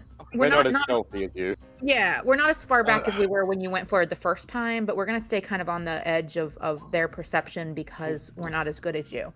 But you have the bond again, so you can at least talk with us this time. What's the range of the Um, bond? I think it's the same plane. Oh, is it? You can be anywhere to communicate? It's either a mile or the same plane. There's two different Oh, well, if spells. it's a mile, then you're fine. Yeah, I mean, it's a 5th level spell. That would make sense. Okay. So yeah, you're fine then, staying back here. Yeah, So over any distance. you can't roll below a 22, is that correct? Johan? Yeah. Alright. So yeah, you don't even have to roll for this then. They can't see you, or don't even have a chance unless you get close. So you kind of go back at this point. It's been about an hour and 10 minutes.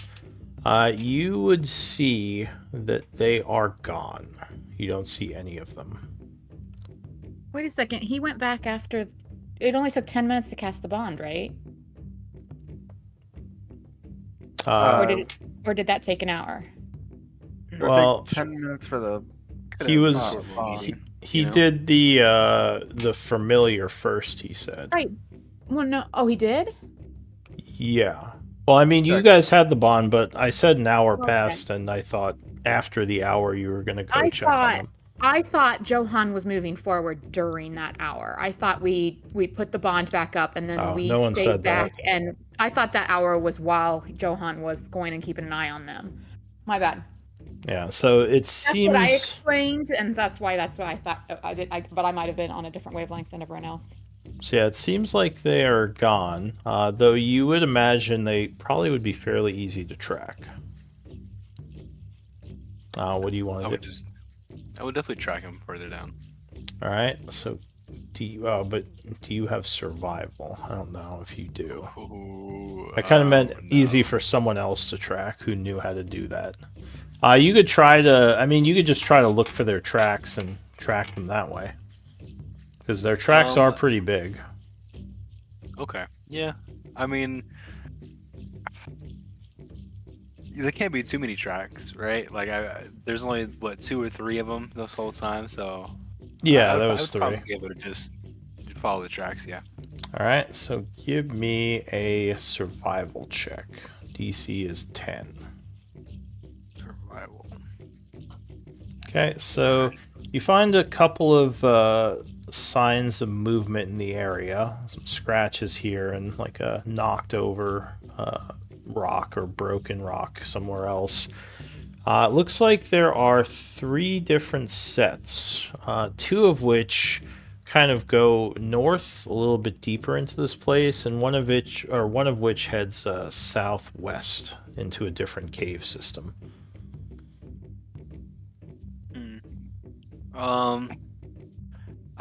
They can hear me, right? Yes, you can do the In your head. telepathic bond. Help. There's a split in the road. I'm not sure. Would it be clearly that one goes up and one goes down, or they just, as a simple fork in the road? Well, it's not really a fork in the road. It's just like in this large cave. It looks like one of them went southwest. The other 2 went north. I would just go the southwest. Just try to see if I can find this one. The one guy. Yeah. So you would travel for a bit. Are you talking to us? Yeah, I would just kind of give you mental of left, right, going down this cave on the left, following these tracks, and just giving out simple POIs, like anything that I can make out or explain to help, lend the way, like for you guys to find me if need be. Well, mentally, I would say, well, the one pair just going southwest is probably just heading back to the Cloud Giant town we were just from. The one set of tracks. Yeah. Okay. Well, in that case, I mean, I definitely do not mind going to follow the other two guys. I was just more worried, like, in my mind, two against, like, it's just be hard to, like, leave if I don't succeed on the stealth or whatever on that end. But, I continue to go down north. And I think once we learn that they're no longer in the area, like, we would move forward as well. Like, staying well behind Johan, but we don't want to, like, get hundreds and hundreds of yards or more away from Yeah. him. Probably Okay. like a nice 60, So you, the rest of you start moving as Johan is tracking. Go ahead and give me another survival roll as you start following the trail up north. Oof. Okay. So you're following this trail a bit, but you kind of lose sight of it in the cave. I'll say you were tracking it for about 20 minutes. And the group would kind of catch up to you as you're looking around the area, trying to figure out where you lost your way. Slowing down. Can I get like a perception? Can I know what's going on around me? Like what does it look like around me currently? So you're going through a large cave that's heading north. You were following some of the scratch marks left by the giants moving through the area, but yeah, for whatever reason, you can't seem to pick up the trail where you were following it. You kind of lose sight of it. Is there anyone in the group that is good at currently tracking? Dosha would say, Yeah, I am skilled at scouting. If you wish, I can help you. Definitely. I would just kind of leave it to Dosha to at least point me in a general direction of where they went. All right, so he is going to crouch down and start sniffing the area. And he kind of looks back and forth and then points northeast a bit. He says, I believe the trail picks up over there. And would just start walking stealthily. Go ahead. I'm assuming that me and Dosha would just go ahead again, like we would pick back up pace, but like pick up space between us and the group again. All right, give me another stealth check. I guess he'll be staying up with you. So he's definitely not as good as you, but you're impressed by his stealth ability. And as you travel a bit more, you would come to another opening where up ahead you see a campsite with looks like kind of a building in progress, like a shroomwood building being made, as well as like a large campfire, a bunch of mushrooms, large mushrooms that may have been put or maybe edible because you see a bunch of them have been eaten already. There's like a little almost grove over here with a bunch of edible mushrooms.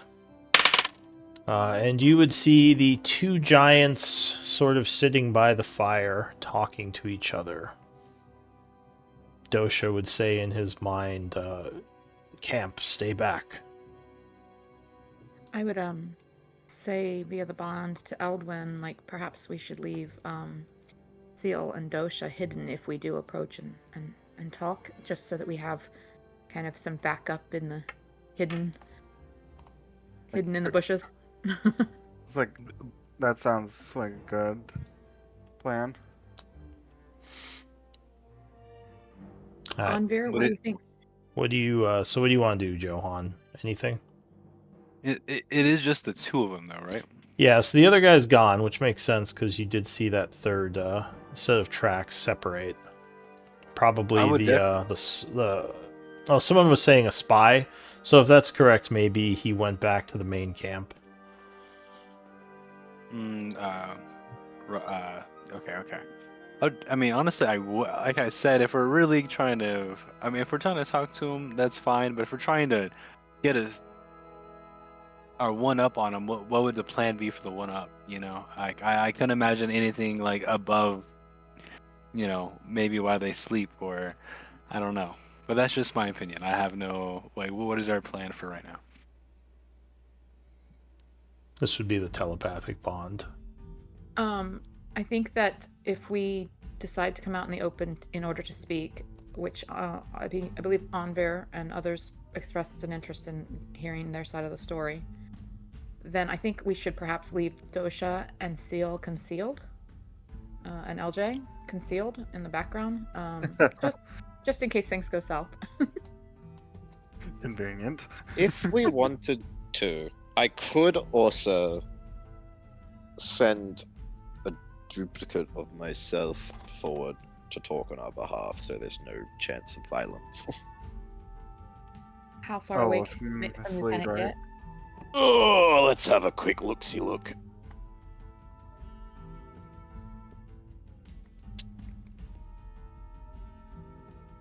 Because at least at that point, you know, if he does go down and it's immediate try to stomp on him, then I mean, we kind of have our answer. We could just kind of sneak attack on him from behind or wherever we are, you know.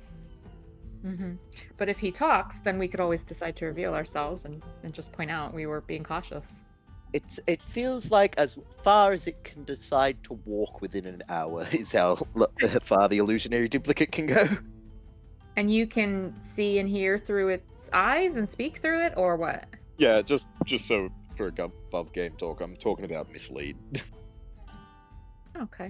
which lets me, I can see through its eyes, I can hear through its ears, I can talk through it. It does mean you have to do the talking, but I would say this would be a good way to start so that we can gauge whether or not talking was the right idea. It's that option. Alright, is that what you're doing? Using mislead? I have no arguments against it. Yeah, I can. Johan, do you want to stay hidden for a bit and see if this... Yeah. Okay. Cool. Yeah, that works out for me. If anyone has anything that will make me better at talking, it would be amazing. I can definitely. Can I stand next to Anvir and put guidance on him continually while he talks? Does that work? Let me see mislead. If we're like 60 feet away? Well, yeah, because the way mislead works is Outside. it kind of works like find familiar. I can put all my senses and control it. Go ahead and link the... Yeah, I did. let's see. Okay, so I guess it technically talks.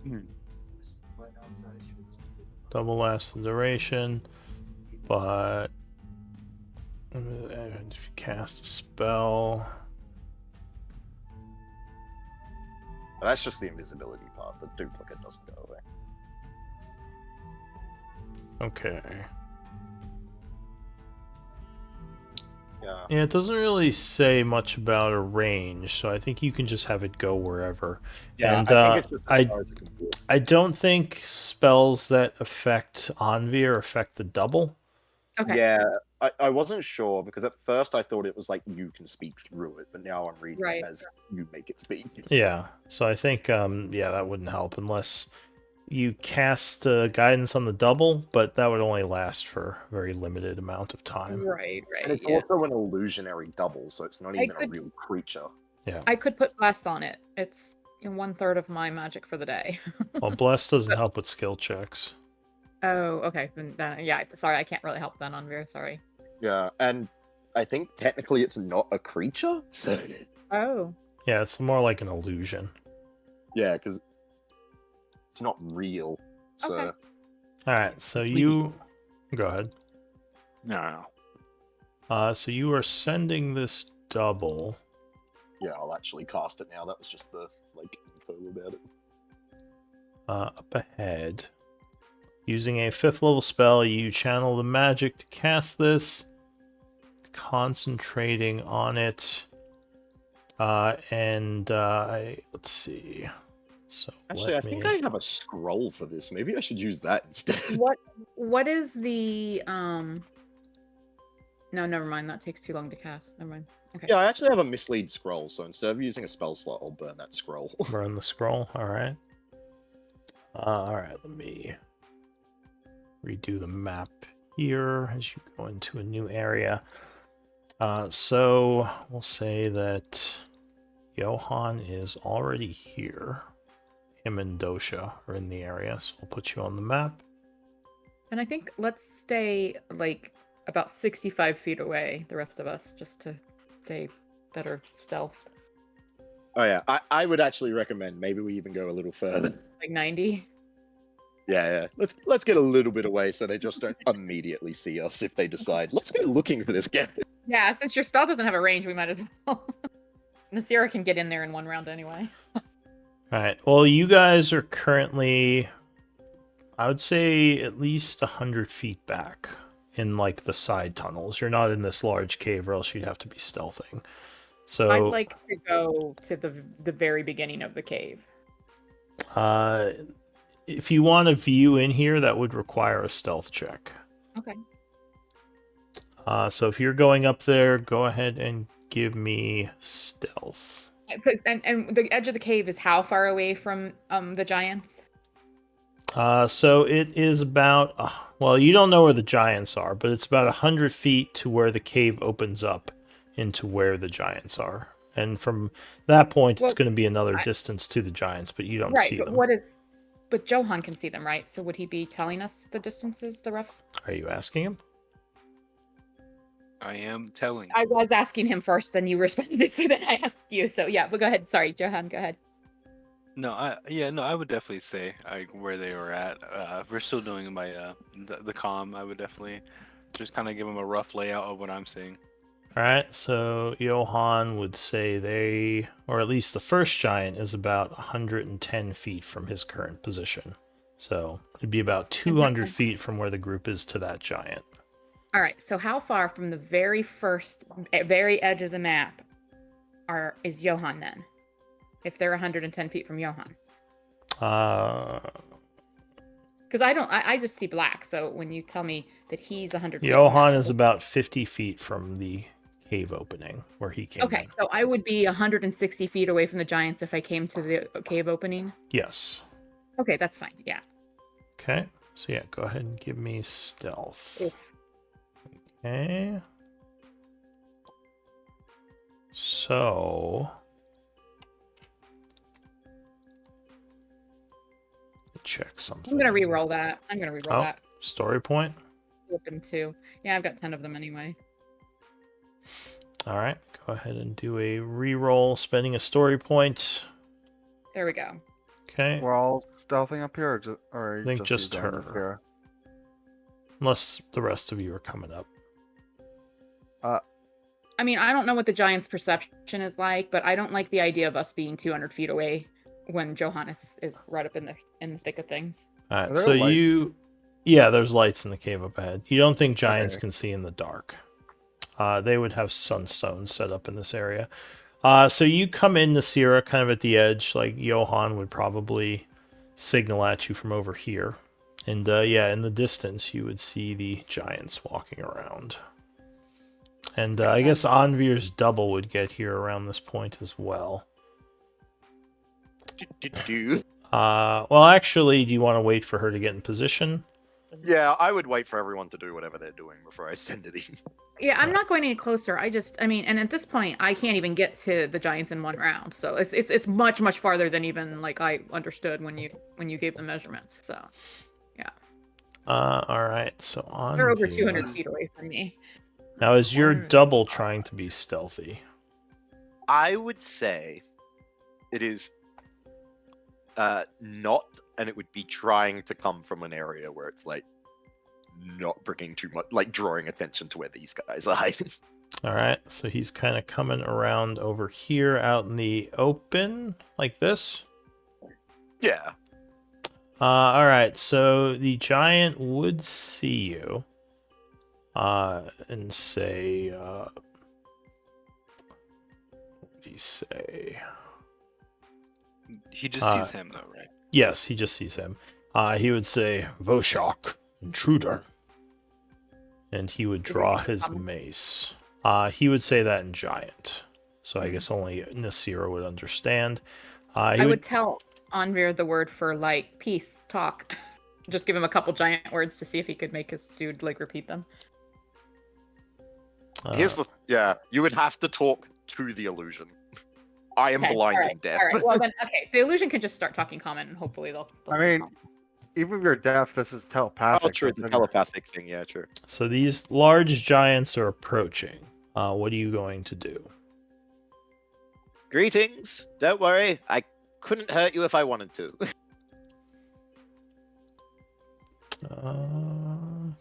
And like to prove he's just gonna like walk forward a little bit.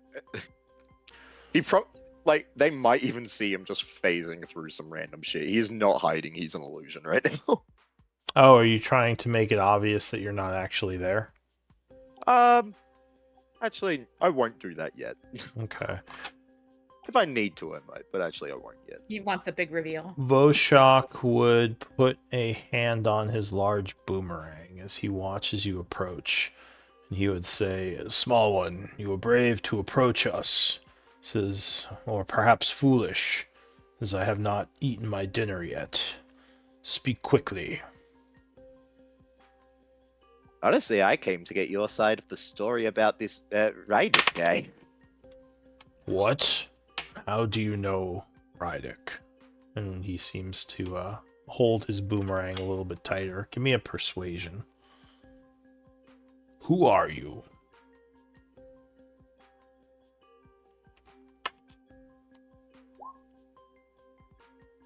Nobody much.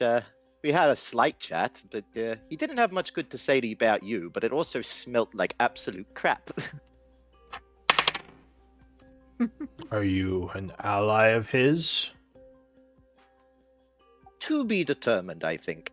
I'm kind of trying to figure out what your go with him is, because he was saying like he doesn't like you, but I have a feeling that it's just because you're better than him. Ha ha, you are perceptive then. Give me a persuasion with advantage. Walking him up, got it.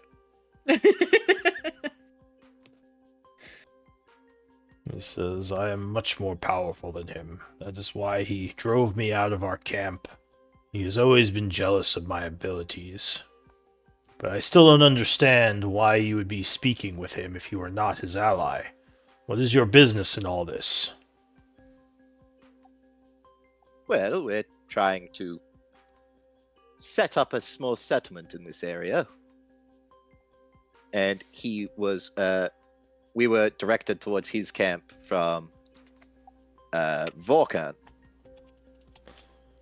Or that camp, anyway. He says, the Storm Giants, yes. He has ruled over our people for a while.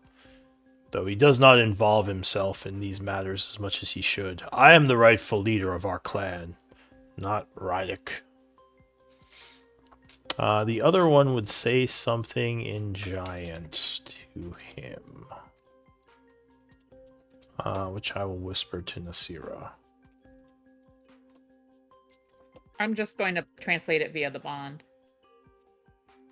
So he would say, this could be some sort of trick. This could be some sort of trick of Voshok. Perhaps he is a counter spy, as we have one in Rydick's camp. Maybe now he has sent him to find us. We shouldn't let him leave. Voshok would kind of look at his ally and scratch his chin as if sizing you up a little. He just sees the guy like the size of his big toe and he's like, am I really scared of this guy? He says, so why are you speaking to me? You said you wished to have the whole story? Well, it seems like you already figured it out. He says, I am more powerful than Rydick, and he wishes to take, or he has taken my people away from me, convinced them with his lies about my magics that I am some sort of demon worshiper. You think he might be lying, and maybe they are not lies with your passive, insight. You think that's a lie from him.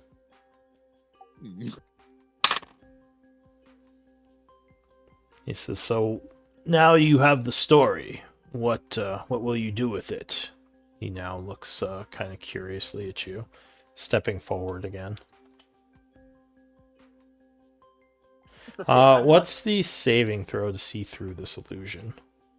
I don't know if there is one. I think it's just kind of like if something were to happen for it to be touched or something like that. I think it would have to be, because it doesn't say that there's a saving throw.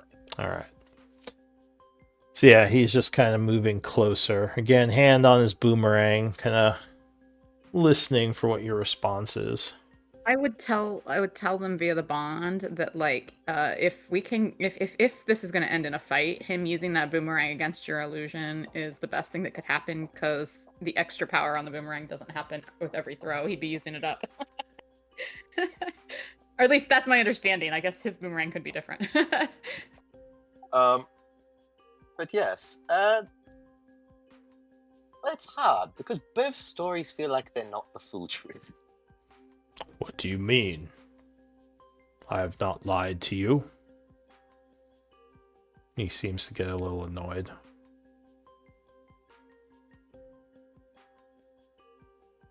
What more have I to tell you? I feel like I've told you my story.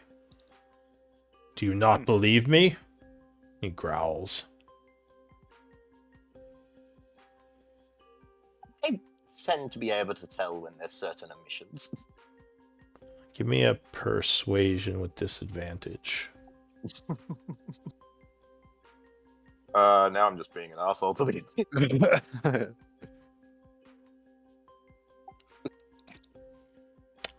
So he narrows his eyes at you. He says, you dare to call me a liar, small one. He says, this will be your last mistake. Are you saying anything? I don't know. I feel like you're about to make one. Via the bond, this guy doesn't seem interested in allies. No, Oh, he yeah. doesn't. No, through the bond, I'm just like, yeah, this guy kind of seems like a dick. I can see why he wanted him dead. Go ahead and keep giving it give it another chance. Try one more time. Like, we didn't have to come here and talk to him. I don't know. Based on my initial interaction with him, I'm scared he would just try and eat the villagers. Yeah, for sure. Yeah, that's true, because he would be in charge if we help him oust the other guy. Alright, so what are you saying to him? You say you might be about to make one? Yeah. Anything else? I think that's all that I'm saying until he does something else yet. Am I able to, since they're both looking at him, am I able to kind of sneak around and go inside these tents at all? It's a possibility. So there's not much in the way of cover. You'd definitely be taking a risk unless you had like invisibility or something, because it's all right. So you could try to cast it quietly. It would require another stealth check. I'd say at disadvantage, which doesn't really matter too much to you because you have that stealth thing. So you could certainly try to cast invisibility and stealth past them. Okay. Am I doing? Let me just do invisibility then stealth. Sure. So you cast invisibility as they're talking. At this point, give me initiative rolls. Oh, I didn't give it. I forgot to give out my advantage to somebody. Oh, And I Take it guess yourself. those people off the map, I guess I could roll for you in the DM zone. yeah. I can roll for myself, even though technically I'm off the map because my token's still here. Yeah. So I'll roll for. So the people not on the map are 100 feet away from the entrance, which would be Eldwin and Is that advantage an action on Veer? I guess it would just be Eldwin. Yeah, so I have to like touch Okay. somebody and give it to them. How do I never mind?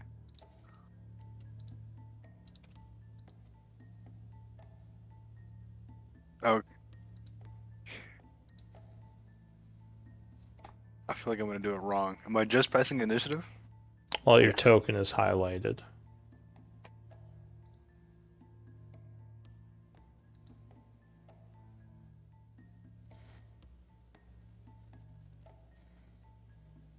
Okay. So as this guy kind of gets pissed, the first person to act after casting the invisibility, Johan. What do you want to do? You're now invisible. I would try to just do a stealth behind them and just keep out of their vision the entire time while, I don't know, while I see how they react to the situation. Do they Alright. know where I'm at exactly? Like, or they just hear it going off? I think Well, they're more pissed off at what I was they saying. didn't hear your invisibility because you're far enough away that you could do it quietly. Okay. So go ahead and move yourself, and give me a stealth check as a bonus action. I assume you're using roguish action, so you can move up to your movement speed. Those mushrooms or dosha, remember moving through stuff is difficult terrain. You could kind of skirt along the south here to avoid the mushrooms, but you'd still have to move through dosha. So, like. Oh, I guess you can go I- that way. Alright, so you move north. That would be 35 feet, though, the distance you went. Okay. Bring it back, like, 1, yeah. Alright, so you stealth and you start moving.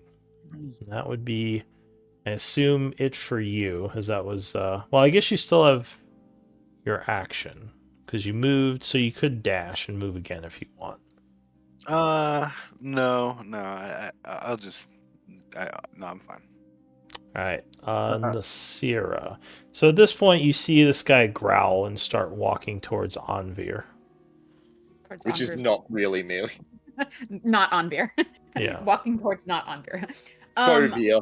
I'm assuming, based on my visibility of the giants, which is very slim, that I've got a good deal of cover where I am, and that I could approach Dosha with. Yeah, right now you have this cover. thing as cover. Yeah, like I see the faintest edge of a sliver here. Yeah, so And like I then said, you kind of see, have like, the top of rocks this here. guy's head. Yeah. So, all right. And are the Shroomwoods total cover? I mean, they would be not total. They would Not just be like probably moderate cover. Okay. All right, then I'm going to move. I'm going to try and stay in the cover of this large rock formation and move kind of where Johan just left. Okay. And you are, I assume, using stealth. Yes. Okay, so give me a stealth check. As you try to quietly move up behind the rocks there. Okay. So, this guy I still can't see them.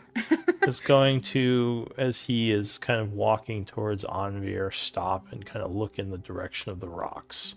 He may Really? have heard Okay. you. Okay. Anything else? So that was my movement.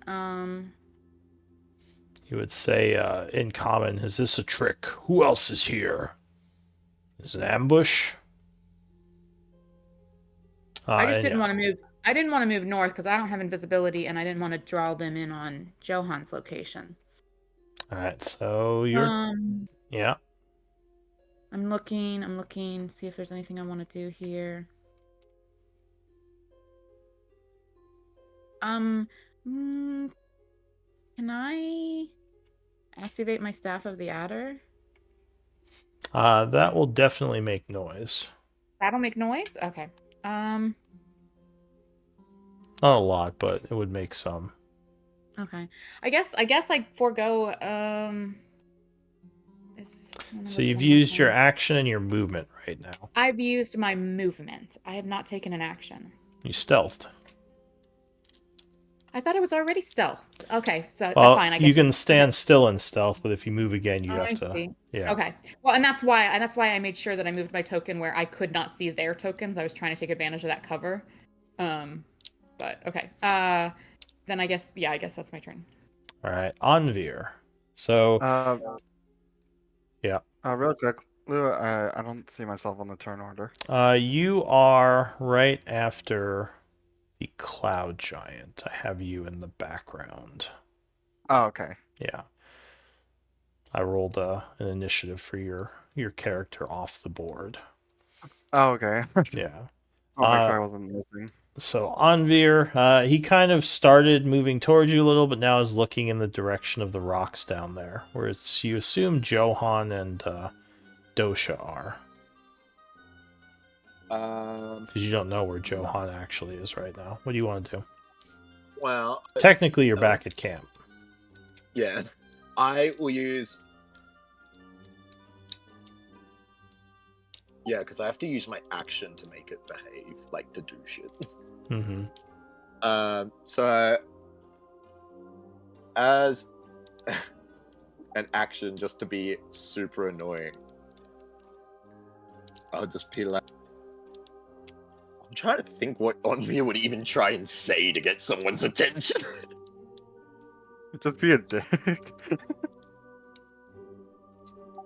You know what? I take it back. I think Rydick might be better than you, and I'm just gonna make my illusionary double, just like so it can move. So he was here. He can move double my movements. I'm just gonna make it like dash all the way up to like by the mushrooms up here. Alright, he kind of gives you a half smile and he says, "Oh, I do like the taste of elf," as he pulls out his boomerang for his turn, and he is going to hurl it at you.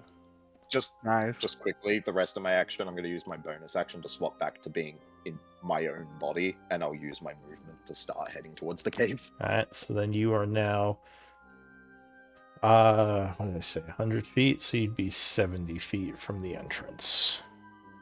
Okay, so for his turn...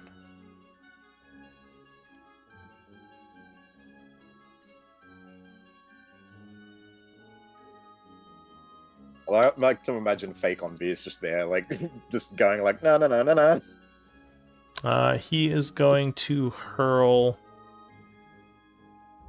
Yeah, I guess he will just start by going up to you and attacking with his scimitar. Taking a swing. 18? I think miss... Yeah. Oh, no, that would hit. Just barely. That is my AC, which means he now realizes that's not even a person. Actually... Okay, so the thing would just disappear? I don't think it disappears, but like his sword would just straight go through it, and there's just an illusion standing there. So he growls, he says, "Oh, it's an illusion." And then he looks back in this direction where he heard the noise. And he is going to move the rest of his movement. I made him waste some of it going up there. Take the dodge action as he cautiously approaches where he heard the noise. Can he do that? Because he started attacking. Oh yeah, true. So then he just is going to end here, not seeing any other targets. Eldwin, what are you gonna do? How far away am I? So you were 100 feet. Anvir started rushing up towards them. Okay. I'm guessing at this point I know it's gone bad, so I'm gonna take my action, full movement, dash 60 feet. Okay.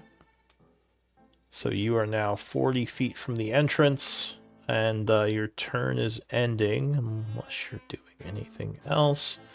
No. Alright, so the Cloud Giant goes. The other one. He kind of looks towards the illusion, growls, and he's just gonna pull out, run 40 feet down this way. And then he's gonna take the dash action. Just come smashing through the mushrooms.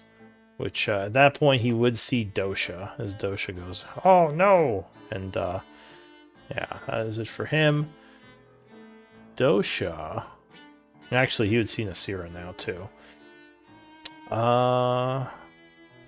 Dosha is going to poop his pants a little. And... yeah, he's never fought a giant. He's gonna start off defensive. So he's gonna take the dodge action. And he is going to back off, trying to provoke out this guy's Oppie. Moving 30 feet to here. Oh, actually, I think he has quick disengage. So he disengages, moving back 30 feet. What's the difference between that and regular disengage? It says Bonus action. Oh, it's as a bonus action? Yeah, Okay. it's a bonus 'Cause action. Sorry, it doesn't say Yeah, it that. doesn't say it there, there, yeah. but I That's think why I when was I curious, control yeah. these It's listed under his bonus actions, but maybe it doesn't say that. Just in but the yeah. description. Yeah, that's cool. That's why I was wondering. Alright, so new round. It's gonna be... Is Seal on the turn order? Who? Seal? Seal. Seal is not, but we can say he rushed up 60 feet as well, following you. And we can put him on when he gets here, because he's 30 feet of movement, I believe, right? Yeah. Alright, Johan, what do you want to do? I fear I made a mistake. Is there There are a no mistakes. possibility? Oh man, what do you do in this scenario? So the other giant's possibly like, he's just in front of me, essentially behind this kind of wall right here. Yeah, you heard him run back behind the rocks there, and you saw Dosha kind of freak out and come running over here. Like, away from him. You wouldn't see him anymore. You would see this one over here, who's also kind of coming in this direction, though you don't think he knows that you're there. What do I even do in this scenario? Huh. I think I would like... well, if I attack, my visibility goes away. Or do any movement. I'm thinking...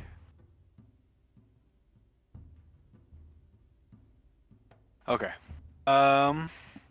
I think I'm just going to try to use the crossbow bolt to get his attention away from Dosha.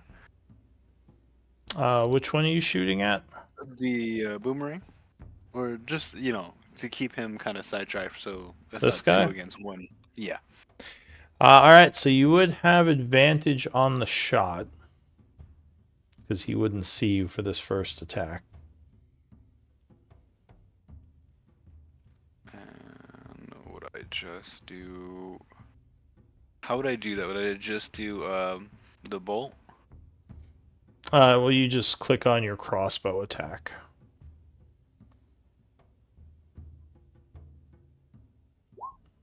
Oh, sorry. There's a button called crossbow, I assume. You have a crossbow. Yes, I do, but I thought I press it. I don't see a crossbow. Are you sure you have a crossbow? I see crossbow bolts. I didn't see a crossbow, though. Did you not buy one? I may not buy one. Well, Alright, we all make mistakes. Yeah, like crossbow bolts are the ammo. You need to have the actual crossbow. We can say if you want to spend the money, you can have a crossbow. So if you Okay. want a light crossbow, And I stood in fear and felt for my crossbow for next turn. While we were traveling, we talked about the fact that we have a light crossbow +1 in the ship. Rogues can't use light crossbows though; they can only use hand. We have a hand crossbow. It's not magic, but we do have a hand crossbow in the ship as well. Like we talked about what we had in the Wait. ship last session. Pretty sure rogues can use light crossbows. They're simple Yeah, I think weapons. so.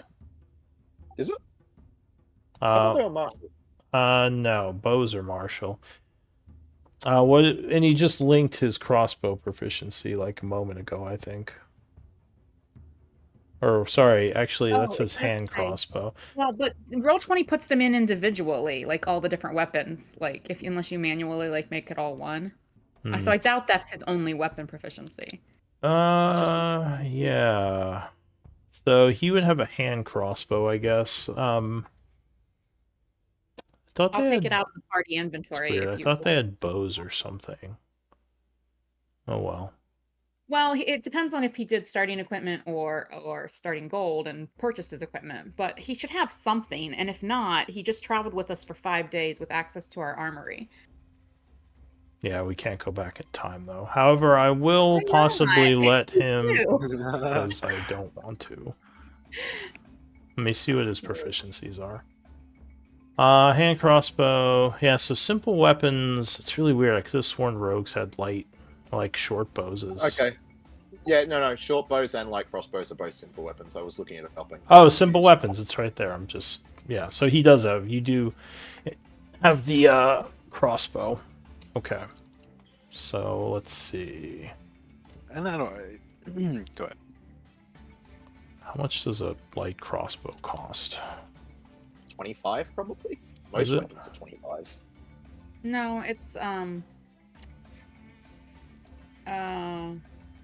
feel like it's different than the bigger crossbows, but Like 50, I think. 50 or 75 for a light crossbow. Apparently, it's only. Wait, that can't be right. it is 25. You're right. The heavy ones must be more because I know it's not as much as the heavy ones. Okay. Yeah, crossbow light 25. All right. So if you want to spend 25 gold, I'll just add a crossbow to your inventory. Okay. We'll say you had bought one because that would make sense. Yeah, my apologies. Should have.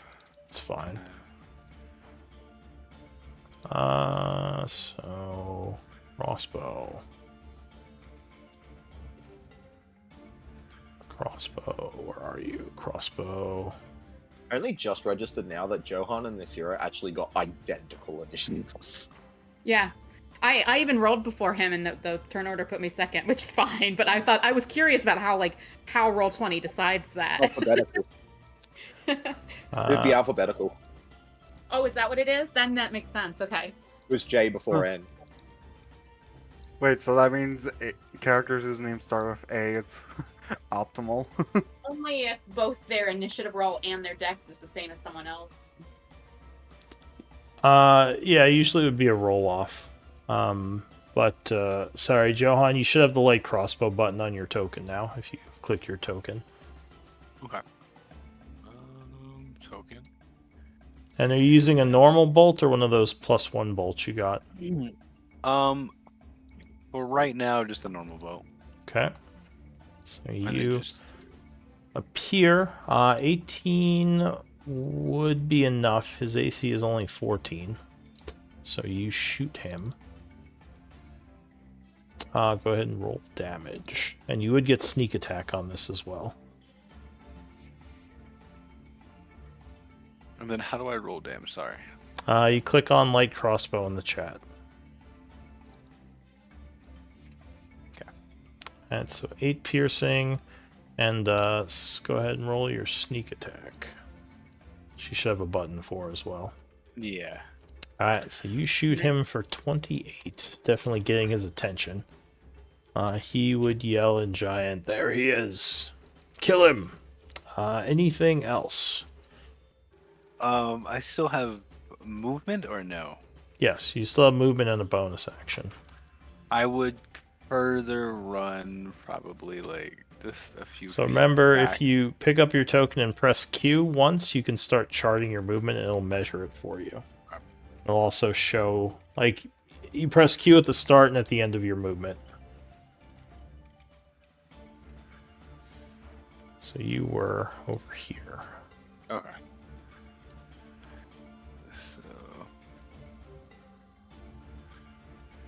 So do like this. Yeah, but you just press Q at the end of your movement too, so it shows all of your movement. But that would be 20 feet of movement, I think. Okay. If you want to keep going. Yeah, no, that's fine. That's fine.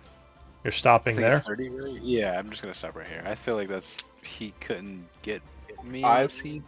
I will tell you this: we did just watch them run 40 feet. Yeah. as Okay. normal, and I then was dash thinking, another that's a 40. pretty good distance, though. I thought. Well, okay. Yeah, I'll just do like another. Say, click it, and then.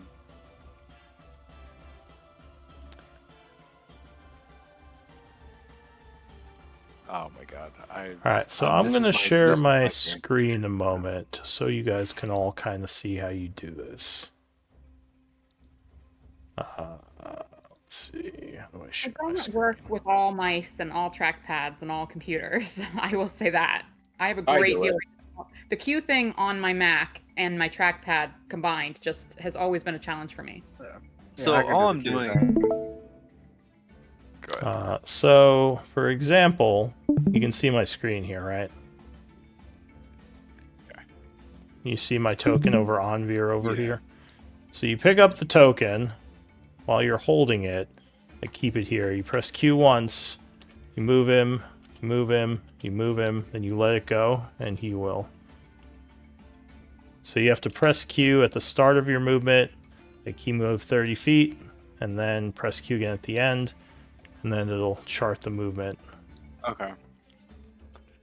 So you just press Q each time, like say you want to like head north and turn around here. And then like at the end you press Q again and it'll move like that. I wasn't doing it. What was confusing me is you have to do it for every single like left and right. But now I understand.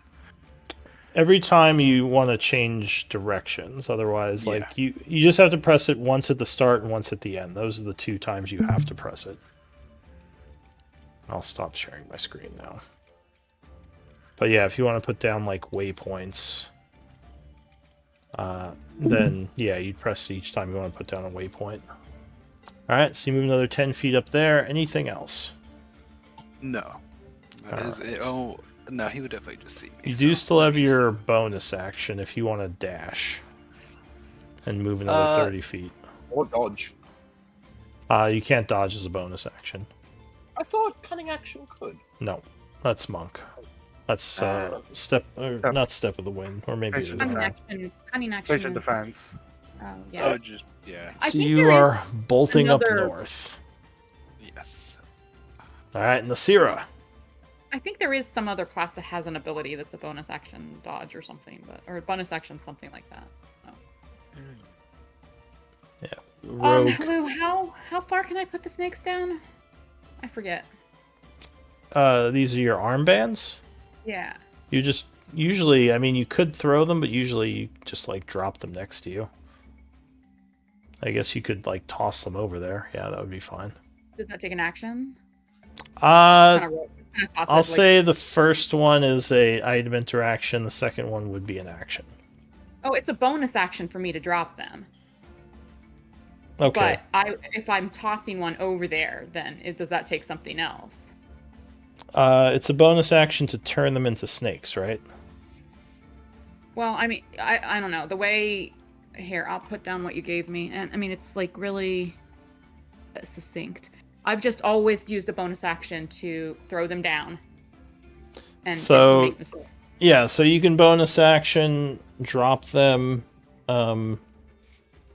I guess if they were on your arms, then you could just throw them. You couldn't throw them into a flanking position, though. That would be a little too far away. Okay. You could throw them over there for sure. All right. So you just kind of hurl them over there as they turn into snakes. Go ahead and roll their initiatives. So that was your bonus action. Yeah.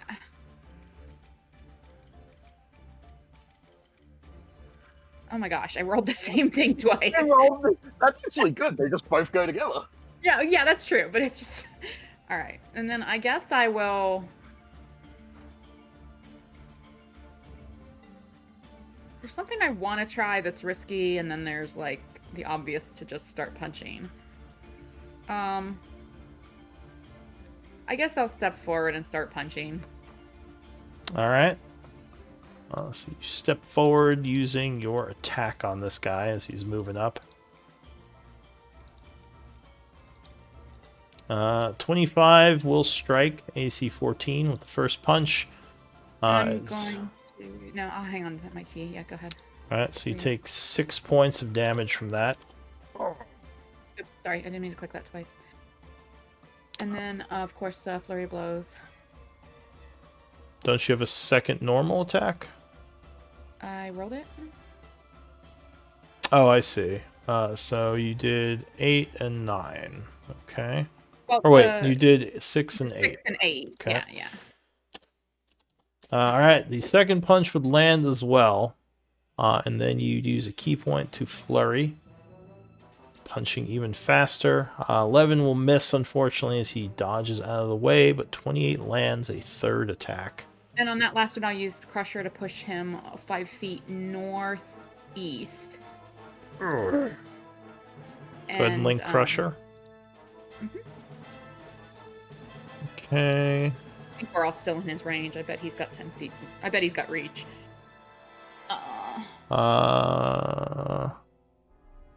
So unfortunately, when you punch him, nothing happens. He is not pushed. I dealt bludgeoning damage. Uh, Does it count? Does that not count as unoccupied because of the mushrooms? Provided the target is no more than one size larger. Oh, gotcha. Okay, yeah, that's right. That's the Yeah. first time. You underestimated how strong your punch was, and he just kind of looks down at you and shrugs. Ugh. Yeah. Okay. I think He's really big. I think that's all I got for now. All right. So, Anvir. Back at camp, I think you had gone 30, so I assume you're going to go another 60 with a dash. That is a great question, actually. I'll definitely at least go 30. And I'm going to quickly check something. Okay. I'll tell you. So after you that. are 40 feet from the edge of the opening of this cave, as you and Eldwin are rushing up. And yeah, I can summon this with him. Sure. Range 90. Cool. Could I see into this cave at all from where I am at the moment? Yeah, you could probably see the opening area, because there's light coming from it. If you were gonna summon your guy. Yeah, that's exactly what I'm doing. I'm summoning the boy. All right, so you can. I mean, you can see because of your double. So go ahead and just put him right over here. That would be the entrance.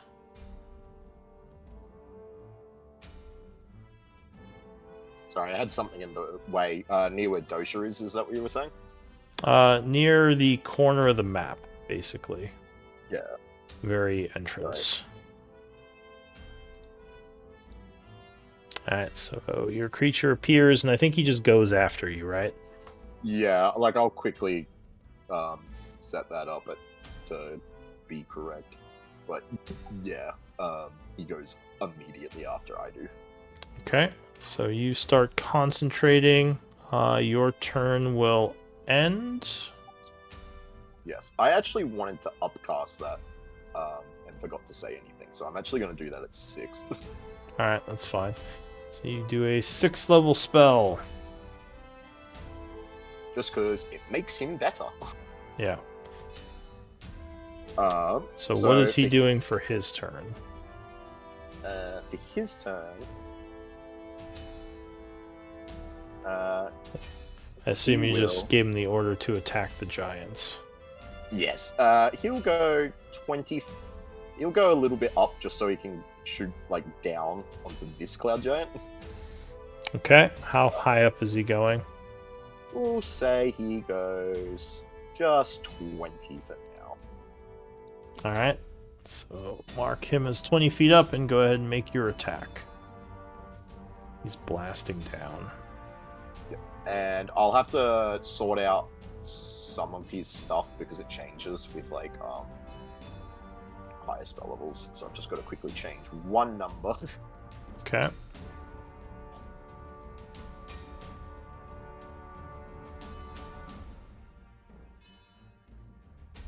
Okay, and then he's going to get 3 of these attacks at 6th level. And just going for the normal guy there first. Yeah, 23 will strike with the first attack, burning him for 14 radiant. Second bolt, 29 will hit as well, blasting him for another 13. Okay. 24 will strike as well, doing another 17. Anything else? So, that will be him. How tall is the roof here, actually? In here, it's probably about 50 feet. Yeah, he'll use the rest of his movement to go the rest up that he can. 40. Okay. Oh, and yeah, once I summoned him, this guy would actually go away because of concentration. Alright, so he disappears. Do you remember what your initiative was? It was 1912. Okay, because I gotta put you back on. I think I had your initiative.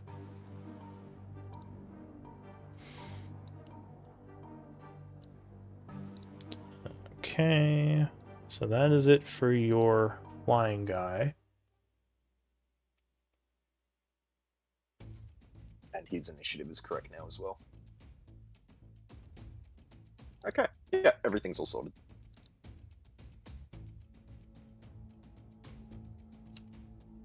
Alright, 19, 12.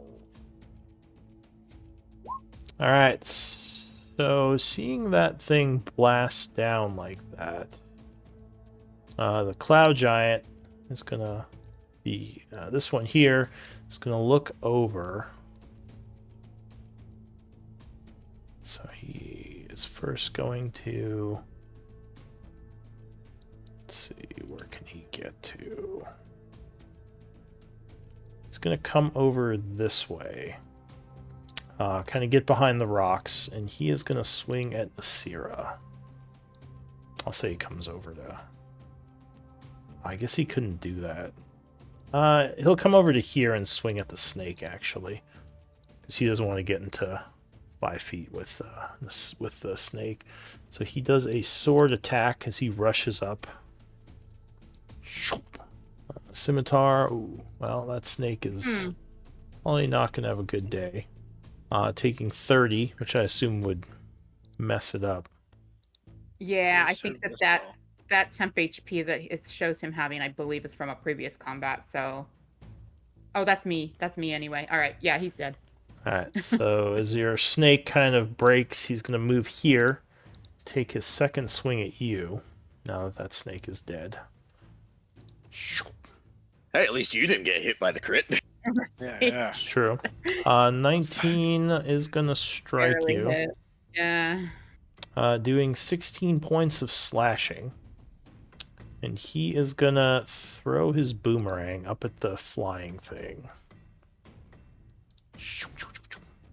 24, I believe, would strike it. Yep.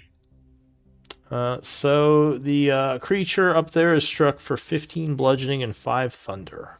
I don't think this is the same as the magic item boomerang. This is a special boomerang for him.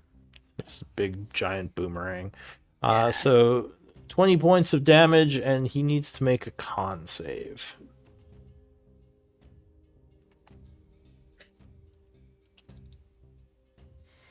$16. All right, so he would just make it. Luckily, resisting Really what I the had to roll. resisting the stun condition. So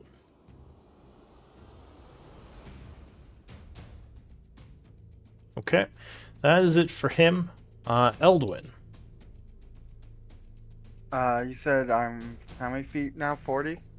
Yeah, if you double moved, you'd be 40 from the entrance. Okay. In that case, Seal is with you. yeah, Well, he's not about to be. For my bonus action, I'll activate my Blade Song. Okay. And then for my action, I'll activate Haste. Okay, so you would have 80 feet of 80. movement? Yep. Alright, so at 40 feet, you would enter the map.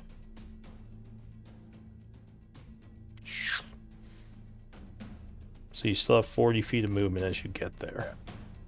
And I have to, my tokens here, I have to put everything on it.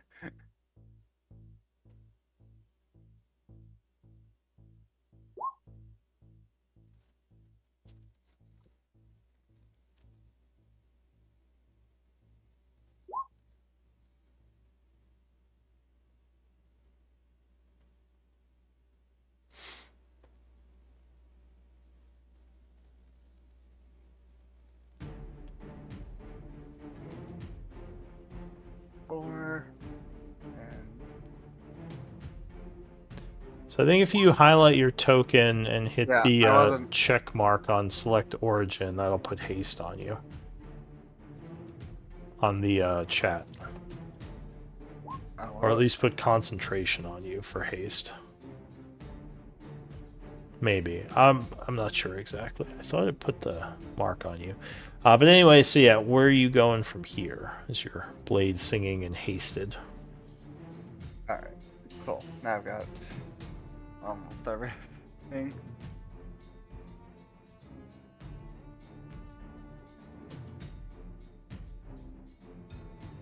I will, with my last 40 feet, just out of range. No, that's annoying. I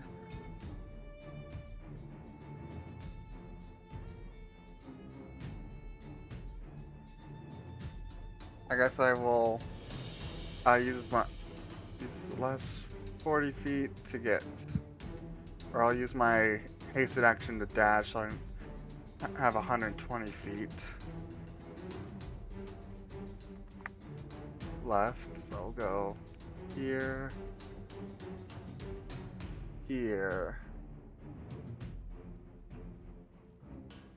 and so that's 80, and then here.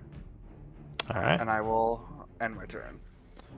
Alright, so the Cloud Giant goes.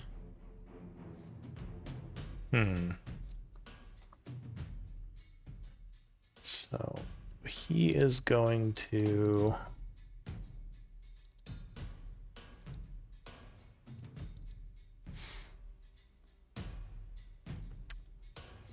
I think he's gonna go for Nasira because she punched him. So Owie. he takes a swing with his Morning Star.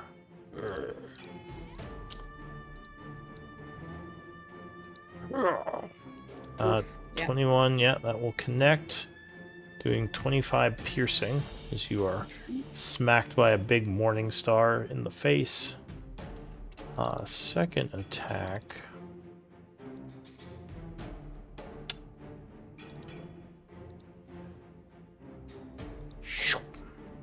15 will not be enough, and you dodge out of the way. He growls and gets ready to swing again, but that is it for him. Dosha goes. He is going to go, Nasira, no! And he is going to take a shot with his short bow at the big giant guy. Yeah, 26 will strike. Like shooting toothpicks at somebody. Yeah. So he does a sneak attack as well as his short bow, doing 20 points. Ugh. Although the creature is still kind of concentrating on Nasira at this point. That's it for Dosha. The poisonous snake goes. I assume it's just going to bite at him. Yeah, he's gonna try and chew. And actually, I might move up here and try to chew on the evil air guy. Okay. Yeah, 17 will strike him. Nice. See if we can poison him. Oh, I guess it's just poison. Oh no, yeah, the Constitution throw, but he's probably great at Constitution. I would be shocked if he failed this. Yeah. All right, con save.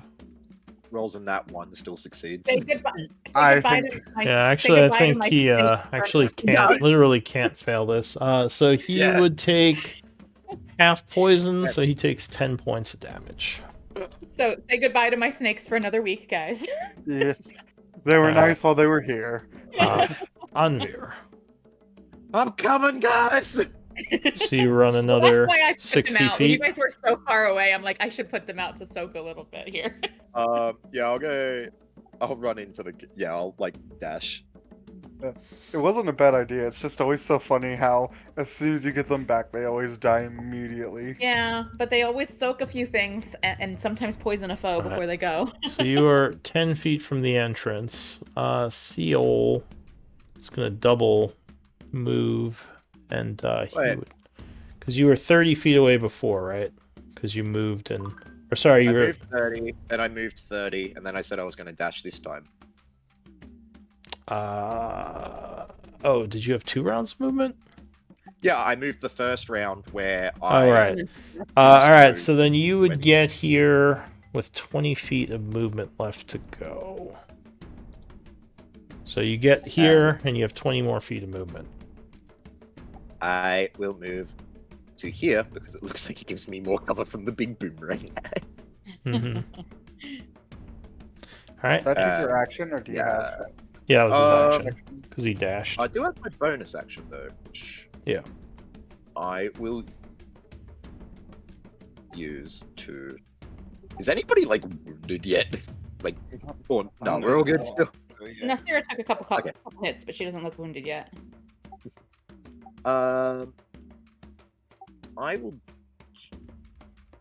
Yeah, no, I'll just do a quick. Now, what's the range on that? Actually, it might not be worth it.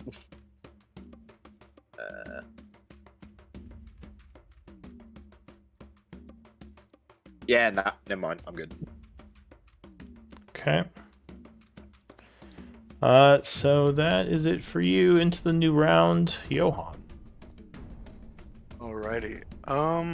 I couldn't like. I have to. Like, this is gonna be a dumb question, but I have to stealth before I can sneak attack, right? I can't just sneak attack off rip. If you have an ally next to your enemy, you can still sneak attack. Which means either of them right now. Okay. Okay. Yeah. Well, then I definitely will sneak attack. I'm still just gonna go for the boomerang, but I would. Well. Actually, I would like to do. Sorry, did not mean to do that. I would like to do a true strike. True strike is an action. That would take your action, yeah. So you That's wouldn't be it, able that's- to. You mean steady aim? True No. strike is the trap spell that takes your action to give you advantage on your next attack. Do you have True Strike? I do have true strike. It So is- that would be advantage next turn if you want to do that. You couldn't shoot this turn. Yeah, true strike is really bad. Also be Okay, aware Also be aware that if you are on opposite sides of an opponent from one of your allies, you get a little bonus to your attack roll. It's called flanking. So like use that as well, you know, when you Okay. position yourself Oh, around. he's kind of far away for that right now. Is the I can't see him, sorry. Yeah, it's not gonna help him here with his range Gotcha. attack. I would definitely. You know what? I'm just gonna move up a little bit and then I'm gonna sneak attack because I assume I can't. Yeah, you could do steady aim, which you wouldn't be able to move, but you'd have advantage on the shot. I think I'm gonna move up. Was that right? Or I probably messed that up. Yeah, that was right. Okay. I probably just move up and then I would just do sneak attack and then next time I'll if it calls for it, I'll probably just do the other one. All right, so you take aim, firing at the guy. Go ahead and give me an attack roll.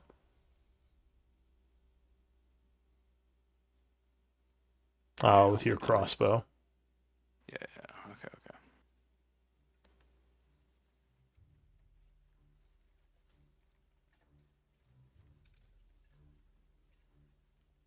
So you click the Yeah, you got it. 11, unfortunately, is not going to be enough, and he would dodge that. Your crossbow kind of striking the little area here next to him. If you still have your bonus action, I think you can cunning action hide to get advantage next round. Yeah, okay.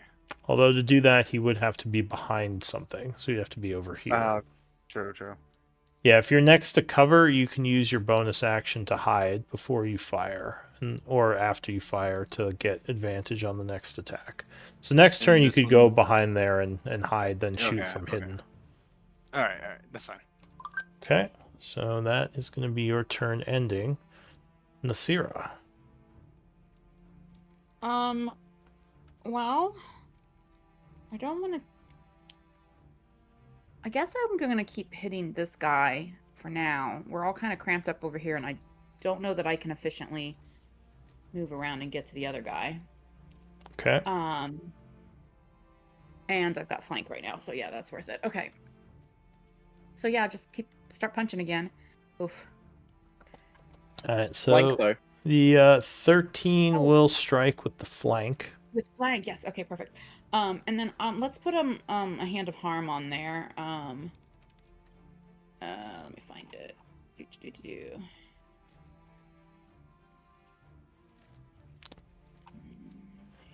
Alright, so you hand of harm him as you punch, doing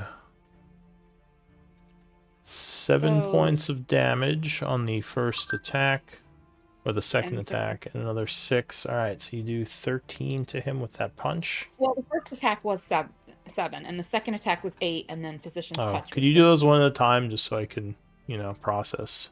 I thought I missed the first one. That's the only reason I had already rolled the second one. Alright. So both punches would land then, doing 7 and 6, 13 and 8. Alright, so 21. You strike him several times. Alright, and then I'll flurry of blows. Alright, another 2 punches as you start speeding up. Delivering some more unarmed strikes. Or trying to. And... Ooh, 13. Alright. And on this one, I'm gonna try a stunning strike. I'm gonna run out of key. I'm gonna run out of key real fast.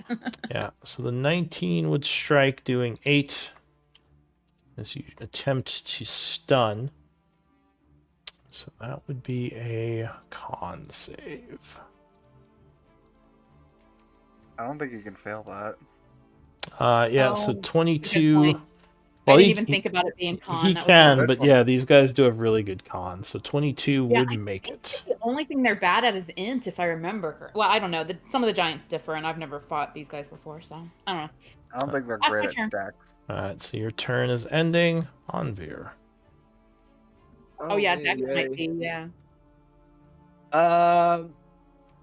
As an action, because I don't like people dying, I will do my trusty, rusty Twilight Sanctuary.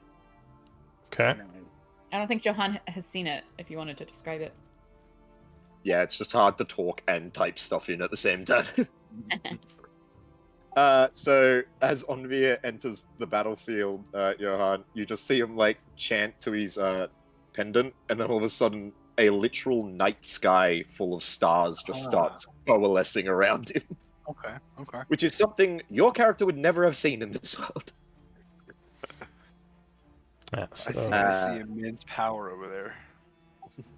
I haven't seen any of our stuff, huh? Up here. So I get as many people close to me as possible. Actually, go back to where I was, and I'll just move here instead. And that will be my turn, I do believe. Alright. Everyone sheds a lone tear, knowing he's outside the range. So the Celestial Spirit will attack the hell out of this cloud giant. This one here, or the big one? The basic one. Okay. So he blasts at him. Yeah, 27 would strike with the first attack. Shade, calling him basic. 13 will actually miss on the second. Ooh. Ooh, 12 will miss on the third. So using the cover of the rocks there is kind of like pew, pew, and they both miss. But he does take the 14. He will fly down and get a bit closer to me. That So he can will get, 10 feet. wound him. Oh, that's good. All right. Anything else? He's just going to fly down close to me so he can actually benefit from temp. Okay. So the big guy is going to look towards Eldwin, kind of smile at you as if he knows something you don't. And his ring flashes. Suddenly your haste is dispelled, stunning you. Oh, you. Yep. And then he is going to take 2 scimitar attacks at advantage. Oh, and also your dancing is gone because you're stunned. Am I stunned? I don't think I am. When haste goes away, it stuns you. No, it doesn't. It just takes away the turn. Are you sure about that? Like I'll double check. the This target one's- can't. When the spell ends, the target can't move or take actions until after its next turn, as a wave of lethargy sweeps over it. Oh, you just lose a turn? Alright, so you're not stunned, you're just, Yeah. So that also means it's not something anyone else can cure. Like, Alright. So if that is the case, he is going to use his other special, where he throws his boomerang. And it's going to target 4 of you. Starting with Eldwin. So the boomerang seems to move strangely as it flies about 21. I'd miss. Guess you're not. Because I'm still blade singing. Yeah. Nasira, 30 is going to hit you, I assume. oh yeah, definitely. Doing 24, and I need a con save. Oof.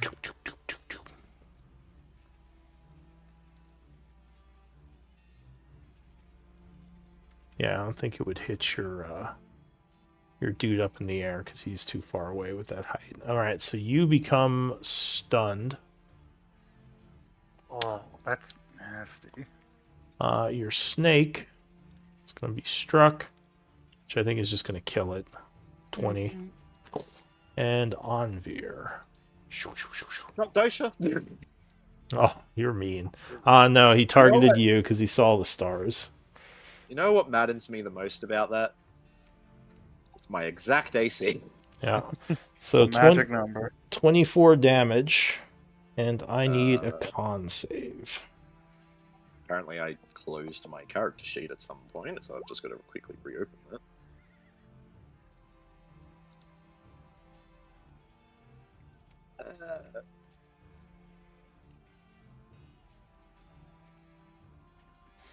All right. So luckily you are not stunned. You would just And take. I have to do a second one at advantage as well Yeah. for concentration. What's the icon? DC 12. It's the stars. Okay. All right. So you would make that. So you just basically take the 24 damage. And then he is going to fly 30 feet up in the air, suddenly taking flight. And then move over this way.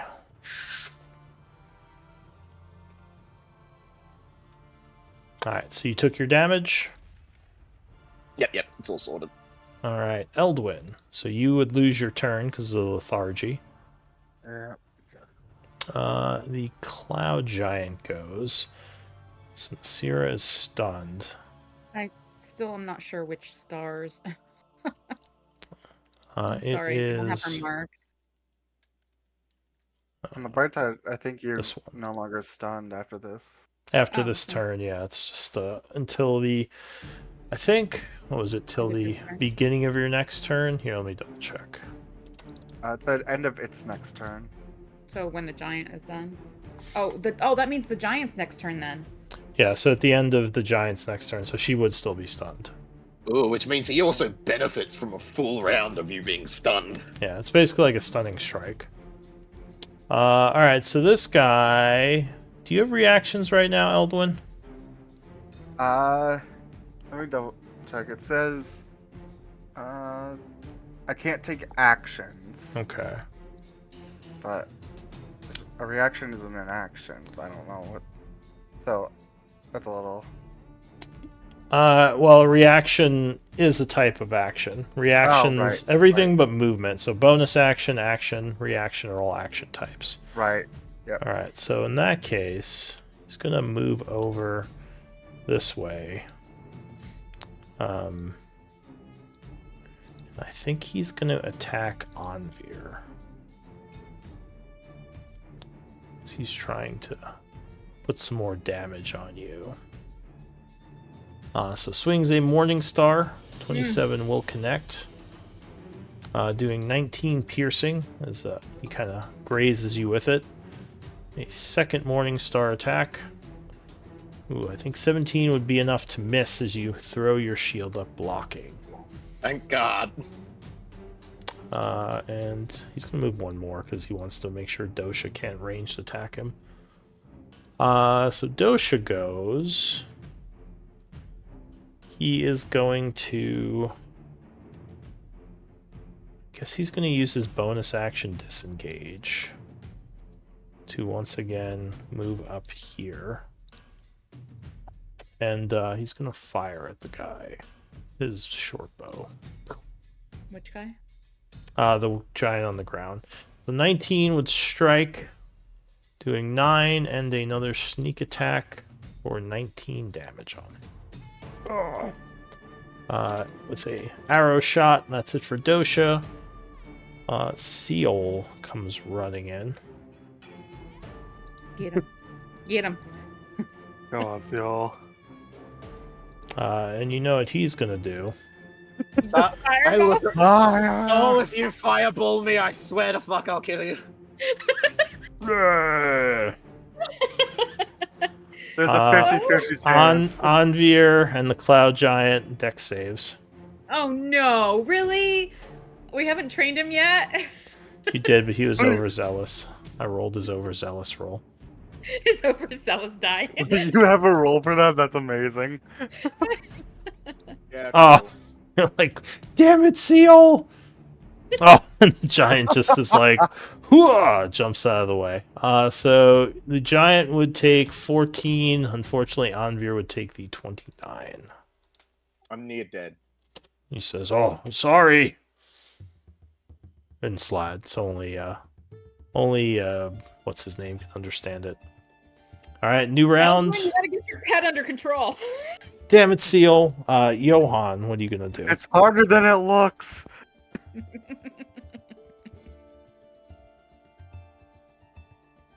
Oh, and I would need a concentration check. Or did you do it already? Yeah, I already did it. Okay. Thankfully, you passed. All right, so Johan, what are you doing? Okay, so I would probably. Oh, I didn't realize I just did that without telling everyone. I would sneak behind this mushroom or whatever this is available just to get a sneak attack in. All right, so give me a stealth check. Oh my gosh, where did it go?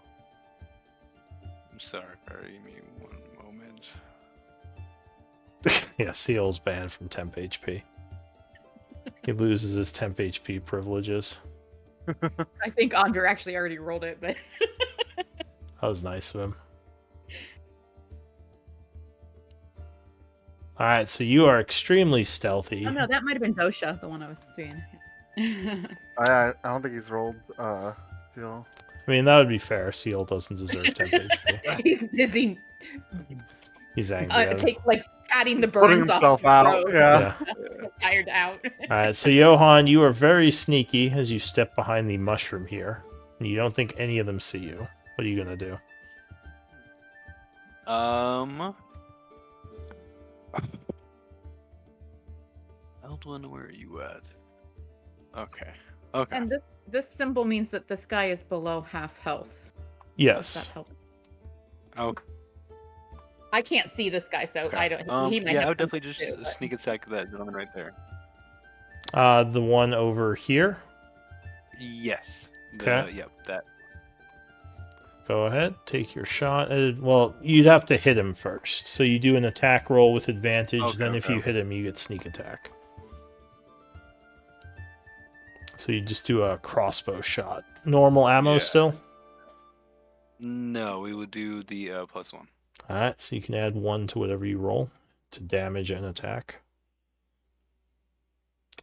16, 17 will strike. So 10 points of piercing, and now you would roll the sneak attack. So 24. Alright, that... oh, he's still wounded, but that definitely hurt. But can't do much because he's kind of engaged over here. And Anything keep else? Keep track of how many of those magical crossbow bolts you use during the combat, because after the combat you can collect half of them back. Yeah, yeah, true. So you can, make sure you minus 1 bolt, Yeah. and at the end of the combat, if you have time, you can collect half of them rounded down. So your turn is ending, unless you're doing anything else. No, I am all good. All right, Nasira. I'm just gonna run over here. Also, did we and- lose Anvir? I think so. Just tired of that bullshit. Stupid fireball. But we might have to end soon anyway. I'll finish out your turn, Nasira. What are you gonna do? I'm going to I bandage think- on. I think you're still stunned. Oh shit! You're Because right. yeah, it's till the end of his next turn. Yeah. Am Rough. I here? Yeah. Oh, here. It was 1 over, so you were right here. Okay. Yeah, because you had a giant between you All right. guys. I'm going to put my bandage back and my use of. You shake your I'll do head that. as you're starting to come out of it. Your ears are still ringing and your vision's all blurred I from do the absolutely explosion. nothing. It's like basically like a flashbang boomerang. It's like yeah, tinnitus exactly. All right, so I guess we'll end on Anvir's turn because we are over time anyway. Let's do MVP votes. How do we do that one more time? 1 sec.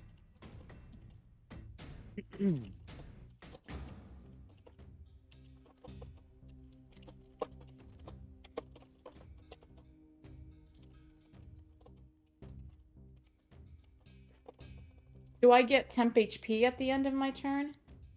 Even though I was stunned? Yeah, because that's on Anvir, not you. That's what I thought. Yes, in remind- theory. I'm not sure why Anvir stepped out, but we can here, let me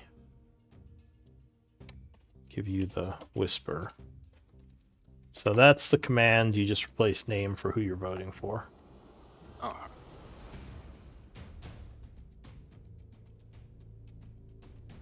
So, I was just thinking, quick question. When he dispelled my haste, that was like an item or something, not a spell. Yeah, so he did something with a ring he was wearing, which made the haste vanish. It was as a bonus action, it seemed, because he was able to do that and throw the boomerang. 'Cause Oh. usually the dispel would be an action, casting it. I don't need to. That is so strong. I don't need to put parentheses, correct? Yeah, just /W. Okay. Alright, oh, three-way tie. Alright, so all three of you give me a d20 roll. So split vote tonight.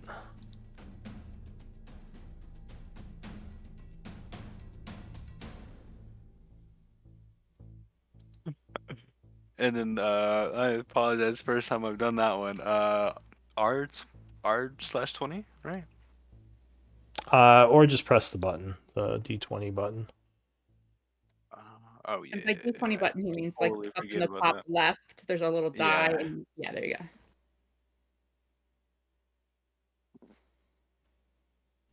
Alright, so Eldwin, With the 19, you would be MVP. Good job. All right. Woot. Thanks. Good job, everyone. We'll continue this fight next time. And yeah, hope everyone had fun, and I'll see you next week. I'll be taking notes, but if you want to take off or hang out, up to you. Alrighty. So there- See you guys. Good night. It looks like there's a 9-round timer on Nasira, but that's not accurate, right? No, that's by default. So it's just till the end of his next turn.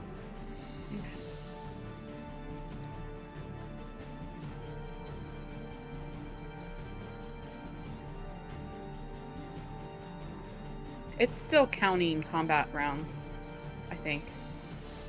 Like after those rolls, it's still like said someone's turn ran out. That was just Eldwin's turn, I think, right? Or that was well, it's still on Anvir's turn, but that's Oh, fine. Okay. All right, very good. Yeah. I hope I didn't upset Anvir. I wasn't trying to pick on him or anything. I just kind of rolled that Seal was all ready to throw a fireball, so he just ran in and kind of hurled it. It was funny the first few times, but like I am at the point where like, all right, this is your last chance, Seal. Don't do that again. Like that was unacceptable. We've talked about this. I'm gonna leave him on the ship. It's like, you don't leave the ship now, Seal. You're in trouble. He's like, oh, he's like a bad. It's like when the dog pees on the carpet. He feels Then he bad. fireballs our rations on the ship when he's bored. He gets, yeah, pees on the floor in the ship.